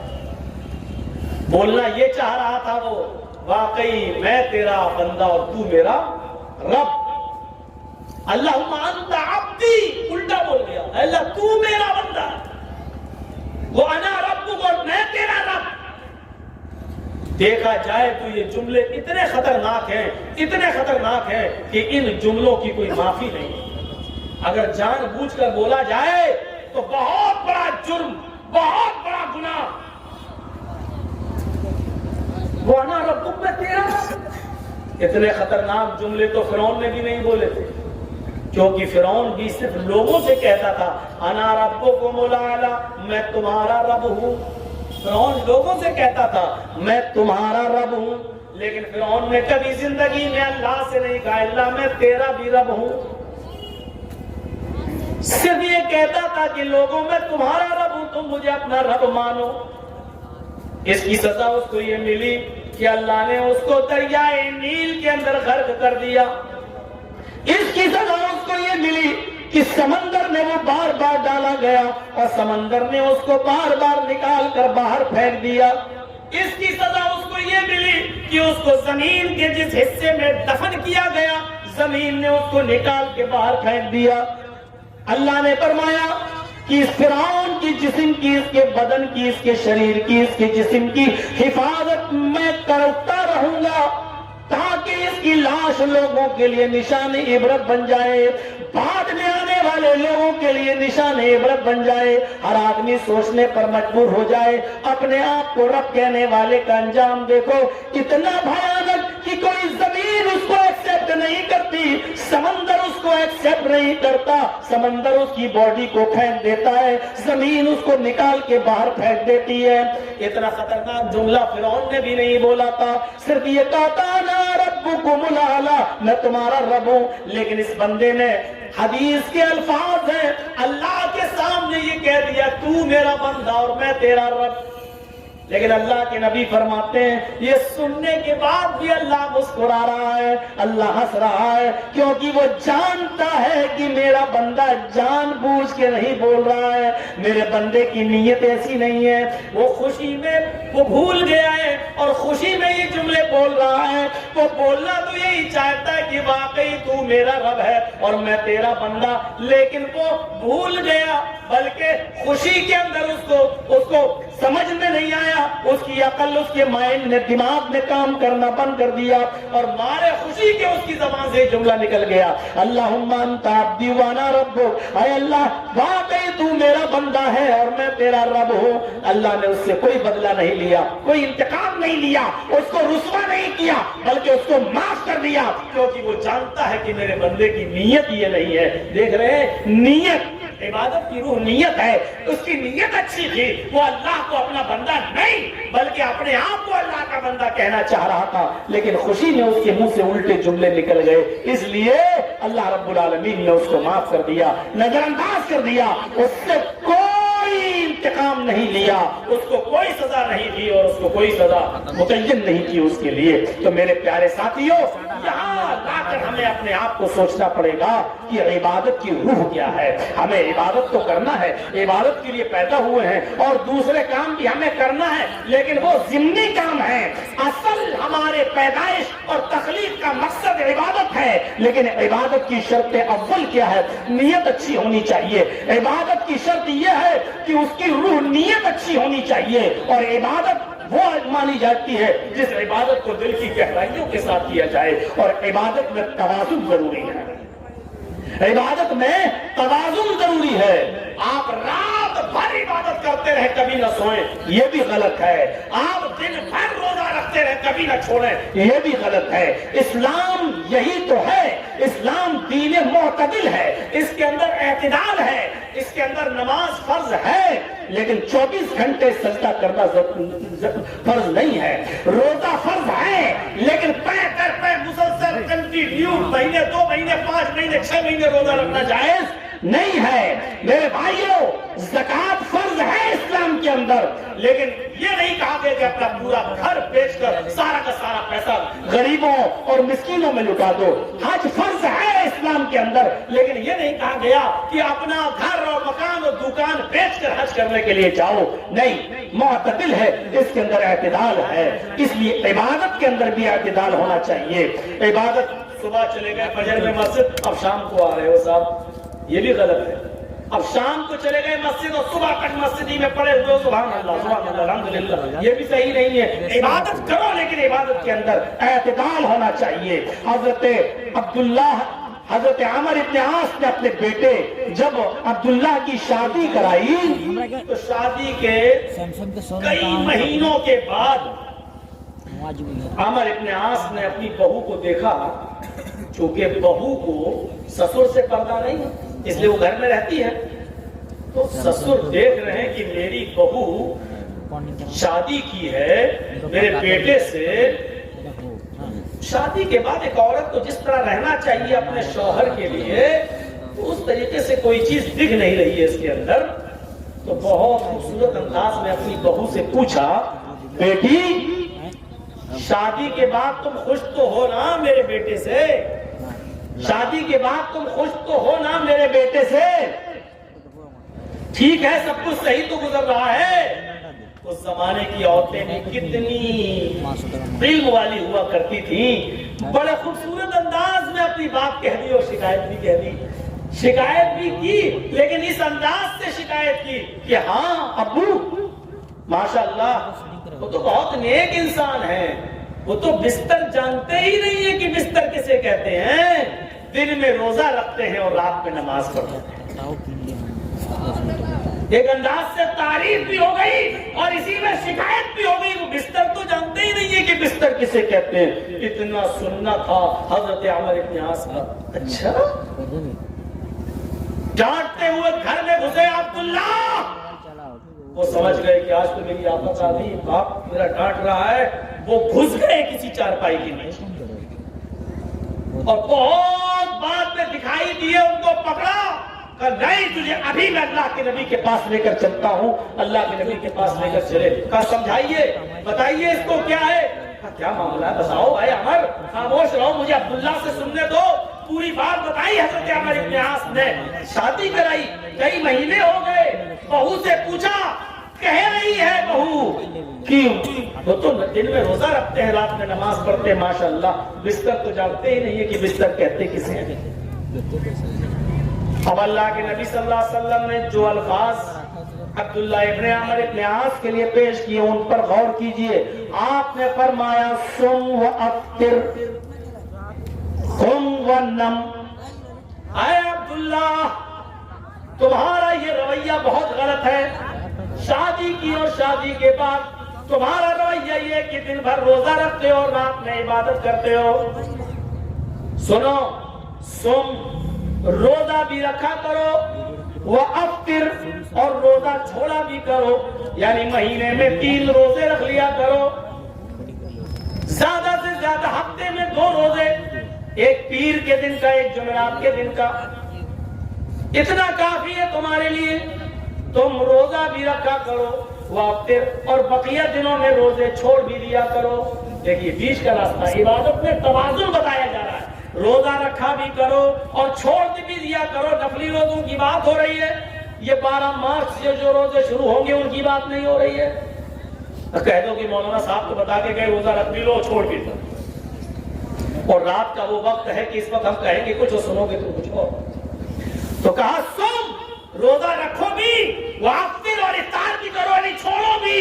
مہینے میں 3 روزے رکھ لیا کرو, ایام 20 کے, 11, 12, 13 تاریخ کے, اور ہفتے میں 2 روزے رکھ لیا کرو, جمعرات کے اور سوموار پیر کے. کافی ہے اتنا, اور بقیہ دن چھوڑ بھی دیا کرو. پھر فرمایا قم ونم, رات میں اٹھا بھی کرو, عبادت کیا کرو, تہجد پڑھ لیا کرو, اللہ کی عبادت کے لیے جاگا بھی کرو, ونم اور سویا بھی کرو. اے عبداللہ پوری رات عبادت میں مت گزارو. رات میں شروع حصے میں سو لو, آخری حصے میں اٹھ جاؤ, عبادت بھی کرو. قم اٹھ بھی جایا کرو, عبادت بھی کرو, ونم اور سویا بھی کرو. پھر آپ نے فرمایا وَإِنَّ لِجَسَدِكَ عَلَيْكَ حَقًّا وَإِنَّ لِعَيْنِكَ عَلَيْكَ حَقًّا وَإِنَّ لِزَوْجِكَ عَلَيْكَ حَقًّا وَإِنَّ لِزُورِكَ عَلَيْكَ حَقًّا. یہ بیچ کا راستہ بتایا. آپ نے فرمایا اے عبداللہ وَإِنَّ لِجَسَدِكَ عَلَيْكَ حَقًّا, تمہارے اوپر تمہاری باڈی کا بھی حق ہے, تمہارے اوپر تمہارے جسم کا بھی حق ہے. یعنی تم دن بھر روزہ رکھو گے اور رات بھر عبادت کرو گے تو یہ باڈی ڈھانچہ بن جائے گی, پسلیاں باہر نکل آئیں گی, تمہارا جسم بیکار ہو جائے گا. تمہارے اوپر تمہارے جسم کا بھی حق ہے. وَإِنَّ لِعَيْنِكَ عَلَيْكَ حَقًّا, اور اے عبداللہ اگر دن بھر روزہ رکھو گے اور رات بھر عبادت کرو گے, جاگتے رہو گے, تو یہ تمہاری آنکھیں سوج جائیں گی, بڑی بڑی ہو جائیں گی, پھٹ جائیں گی, آنکھوں میں آنسو آنا شروع ہو جائیں گے, بینائی تمہاری ختم ہو جائے گی. وَإِنَّ لِعَيْنِكَ عَلَيْكَ حَقًّا, تمہارے اوپر تمہاری آنکھ کا بھی حق ہے, اس لیے اس آنکھ کو ریلیف بھی دیا کرو, آنکھ کو سونے کے لیے چھوڑ بھی دیا کرو, آنکھ کو آرام بھی پہنچاؤ, تمہارے اوپر تمہاری آنکھ کا بھی حق ہے. پھر آپ نے تیسرے نمبر میں فرمایا وَإِنَّ لِزَوْجِكَ عَلَيْكَ حَقًّا, اے عبداللہ تمہارے اوپر تمہاری بیوی کا بھی حق ہے, تم اپنی بیوی کا حق بھی ادا کرو. اگر آج تم اپنی بیوی کے جائز حق کو پورا نہیں کرو گے تو یہ بیویاں, یہ لڑکیاں, یہ عورتیں غلط راستے پر چل پڑیں گی, ناجائز راستے اپنانا لگیں گی اور غلط راستے کھل جائیں گے, ناجائز دروازے کھل جائیں جائیں گے، اس لیے تمہارے اوپر ضروری ہے کہ تم اپنی بیوی کا حق بھی ادا کرو۔ وَإِنَّ لِزُورِكَ عَلَيْكَ حَقًّا، اور اے عبداللہ تمہارے اوپر تمہارے پڑوس کا بھی حق ہے، تم اپنے پڑوسیوں کی بھی دیکھ ریکھ کرو، اپنے پڑوس کا بھی تم خیال رکھو، کھانا جب بنایا کرو تو شوربہ بڑھا لیا کرو، کوئی پڑوسی بھوکا نہ سونے پائے۔ اگر تم رات بھر نمازیں پڑھتے رہے، تہجدیں پڑھتے رہے اور تمہارا پڑوسی اگر بھوکا سو گیا تو تمہاری نمازیں بیکار، تمہارا روزہ بیکار، تمہاری عبادت بیکار۔ فرمایا واللہ لا یؤمن، اللہ کی قسم وہ مومن نہیں ہے جس کا خود پیٹ بھر کے کھانا کھا لے اور اس کا پڑوسی بھوکا سو جائے، وہ مومن نہیں ہے۔ اس لیے تمہارے اوپر تمہارے پڑوسی کا بھی حق ہے۔ عبادت میں توازن بتایا ہے، یعنی آپ کا بھی حق ہے۔ روزہ بھی رکھا کرو اور چھوڑا بھی کرو، رات میں اٹھا بھی کرو اور سویا بھی کرو۔ تمہارے اوپر تمہارے جسم کا حق ہے، تمہارے اوپر تمہاری آنکھ کا حق ہے، تمہارے اوپر تمہاری بیوی کا حق ہے، تمہارے اوپر تمہارے پڑوسی کا حق ہے۔ 3:20 ہو چکے ہیں میرے بھائیوں، رات میں 11 بجے ٹائم دو تو 2-2.5-3 گھنٹے بولنے میں اچھا بھی لگتا ہے۔ جب آپ مجھے اس وقت ٹائم دو گے جب آدھا میں ہی مر چکا ہوں، اور اس کے بعد پھر لاؤ کہ اب لوگ ICU میں لیٹے ہوئے ہوں، ان میں سانس پھونکو، ان میں آکسیجن دو، تو ہم کہاں سے آکسیجن دیں گے؟ اس لیے یہ رویے بدلیے، اب 12 بجے جلسے ختم ہو جانا چاہیے۔ ہمیں بنگال میں پروگرام اس لیے زیادہ کر دیا ہوں میں نے کیونکہ بنگال میں 12 بجے جلسے ختم ہو جاتے ہیں۔ الحمدللہ وہاں 8 بجے سے لے کے 10 بجے تک چندہ کرتے ہیں اور 10 بجے مجھے ٹائم دے دیتے ہیں اور 12 بجے جلسہ وہاں ختم ہو جاتا ہے۔ یہ رویے بدلیے، یہ اصول بدلیے، یہ ضابطے بدلیے اور ایسے طریقے اپنائیے کہ جلسہ 12 ساڑھے 12 1 بجے تک اب ختم ہو جانا چاہیے، کیونکہ سردیوں کی راتوں میں رات بھر کوئی بیٹھ نہیں پاتا ہے۔ میرے بھائیوں یہ تو چلو نام تھا میرا تو بیچارے اتنی دیر بیٹھ گئے، اور اگر شروع میں مجھے ٹائم دے دیتے تو اتنے لوگ بھی آپ کو نہیں دکھائی دیتے۔ اب رات کے 3 بجے تک اتنے لوگوں کا یہاں بیٹھنا پھر بھی بڑی ہمت کی بات ہے کہ اتنے لوگ پھر بھی بیٹھے ہوئے ہیں۔ تو میں کمیٹی کے لوگوں سے گزارش کرتا ہوں کہ ایسا اصول بنائیے کہ رات میں 12 اور ساڑھے 12 1 بجے تک جلسہ ختم ہو جائے۔ تو ضروری نہیں ہے کہ سب 1-1 گھنٹہ بولیں، 2-2 گھنٹہ 1.5 گھنٹہ بولیں۔ جو بات 2 گھنٹے کی تقریر میں کہی جا سکتی ہے وہی بات 10 منٹ میں بھی کہی جا سکتی ہے۔ دیکھ لیجئے میں 2 گھنٹہ 2.5 گھنٹہ بولنے والا، لیکن جب آل انڈیا اہل حدیث کانفرنس ہوئی، آپ کو معلوم ہوگا یہاں کے بہت سے لوگ گئے تھے پاکڑ سے اور جھارکھنڈ سے، آل انڈیا اہل حدیث کانفرنس ہوئی، وہاں سب کو 2-2 3-3 5-5 منٹ کا ہی ٹائم مل رہا تھا، اور اس موقع پر مجھے صرف 10 منٹ کا ٹائم تھا، اور 10 منٹ کے اندر بھی میں نے 2 گھنٹے کی تقریر کو 10 منٹ میں بھی ہم نے پیش کر دیا۔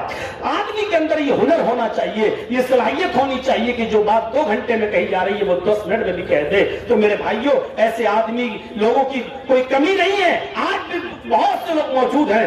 ضروری نہیں ہے کہ سب کو 1-1 گھنٹہ آپ دیں، آپ کہیے کہ آپ کو 10 منٹ میں اپنی بات ختم کرنا ہے، 10 منٹ میں، وہی تو قابلیت اور صلاحیت ہے۔ ایسے موقع پر پہچانا جائے گا کہ دیکھیں یہ کتنا بڑا قابل آدمی ہے، کتنا بڑا قابل ہے کہ دیکھیں 10 منٹ میں اپنی بات پوری کر پاتا ہے کہ نہیں کر پاتا ہے۔ قابلیت کو پہچاننا اور صلاحیت کو پہچاننے کی وہی سب سے بڑی دلیل ہوتی ہے۔ 10 منٹ کی تقریر کو 3 گھنٹہ کرنا کوئی بہت بڑا کمال نہیں ہے، 3 گھنٹے کی تقریر کو 10 منٹ میں کرنا یہ بڑا کمال ہے۔ یہ کمال ہر عالم اپنے اندر پیدا کرے۔ ہم اللہ سے دعا کرتے ہیں کہ بارے اللہ ہماری خطاؤں کو معاف فرما دے، ہمارے گناہوں کو بخش دے، ہم جمیع مسلمانوں پر رحم فرما۔ الہ العالمین ہمیں جس مقصد کے تحت ہماری تخلیق ہوئی ہے عبادت کے لیے، اللہ ہمیں عبادت کرنے کی توفیق عطا فرما۔ عبادت میں اے اللہ جو روح ہے اس کی نیت، اللہ ہماری نیتوں کو اچھا کر دے، ہماری عبادتوں میں اخلاص پیدا فرما دے۔ الہ العالمین ہمیں اخلاص کے ساتھ عبادت کرنے کی توفیق عطا فرما۔ جب تک تو ہمیں زندہ رکھ، اسلام پہ زندہ رکھنا، اور جب ہمارا خاتمہ ہو تو ایمان پر ہمارا خاتمہ فرمانا۔ وما علینا الا البلاغ المبین۔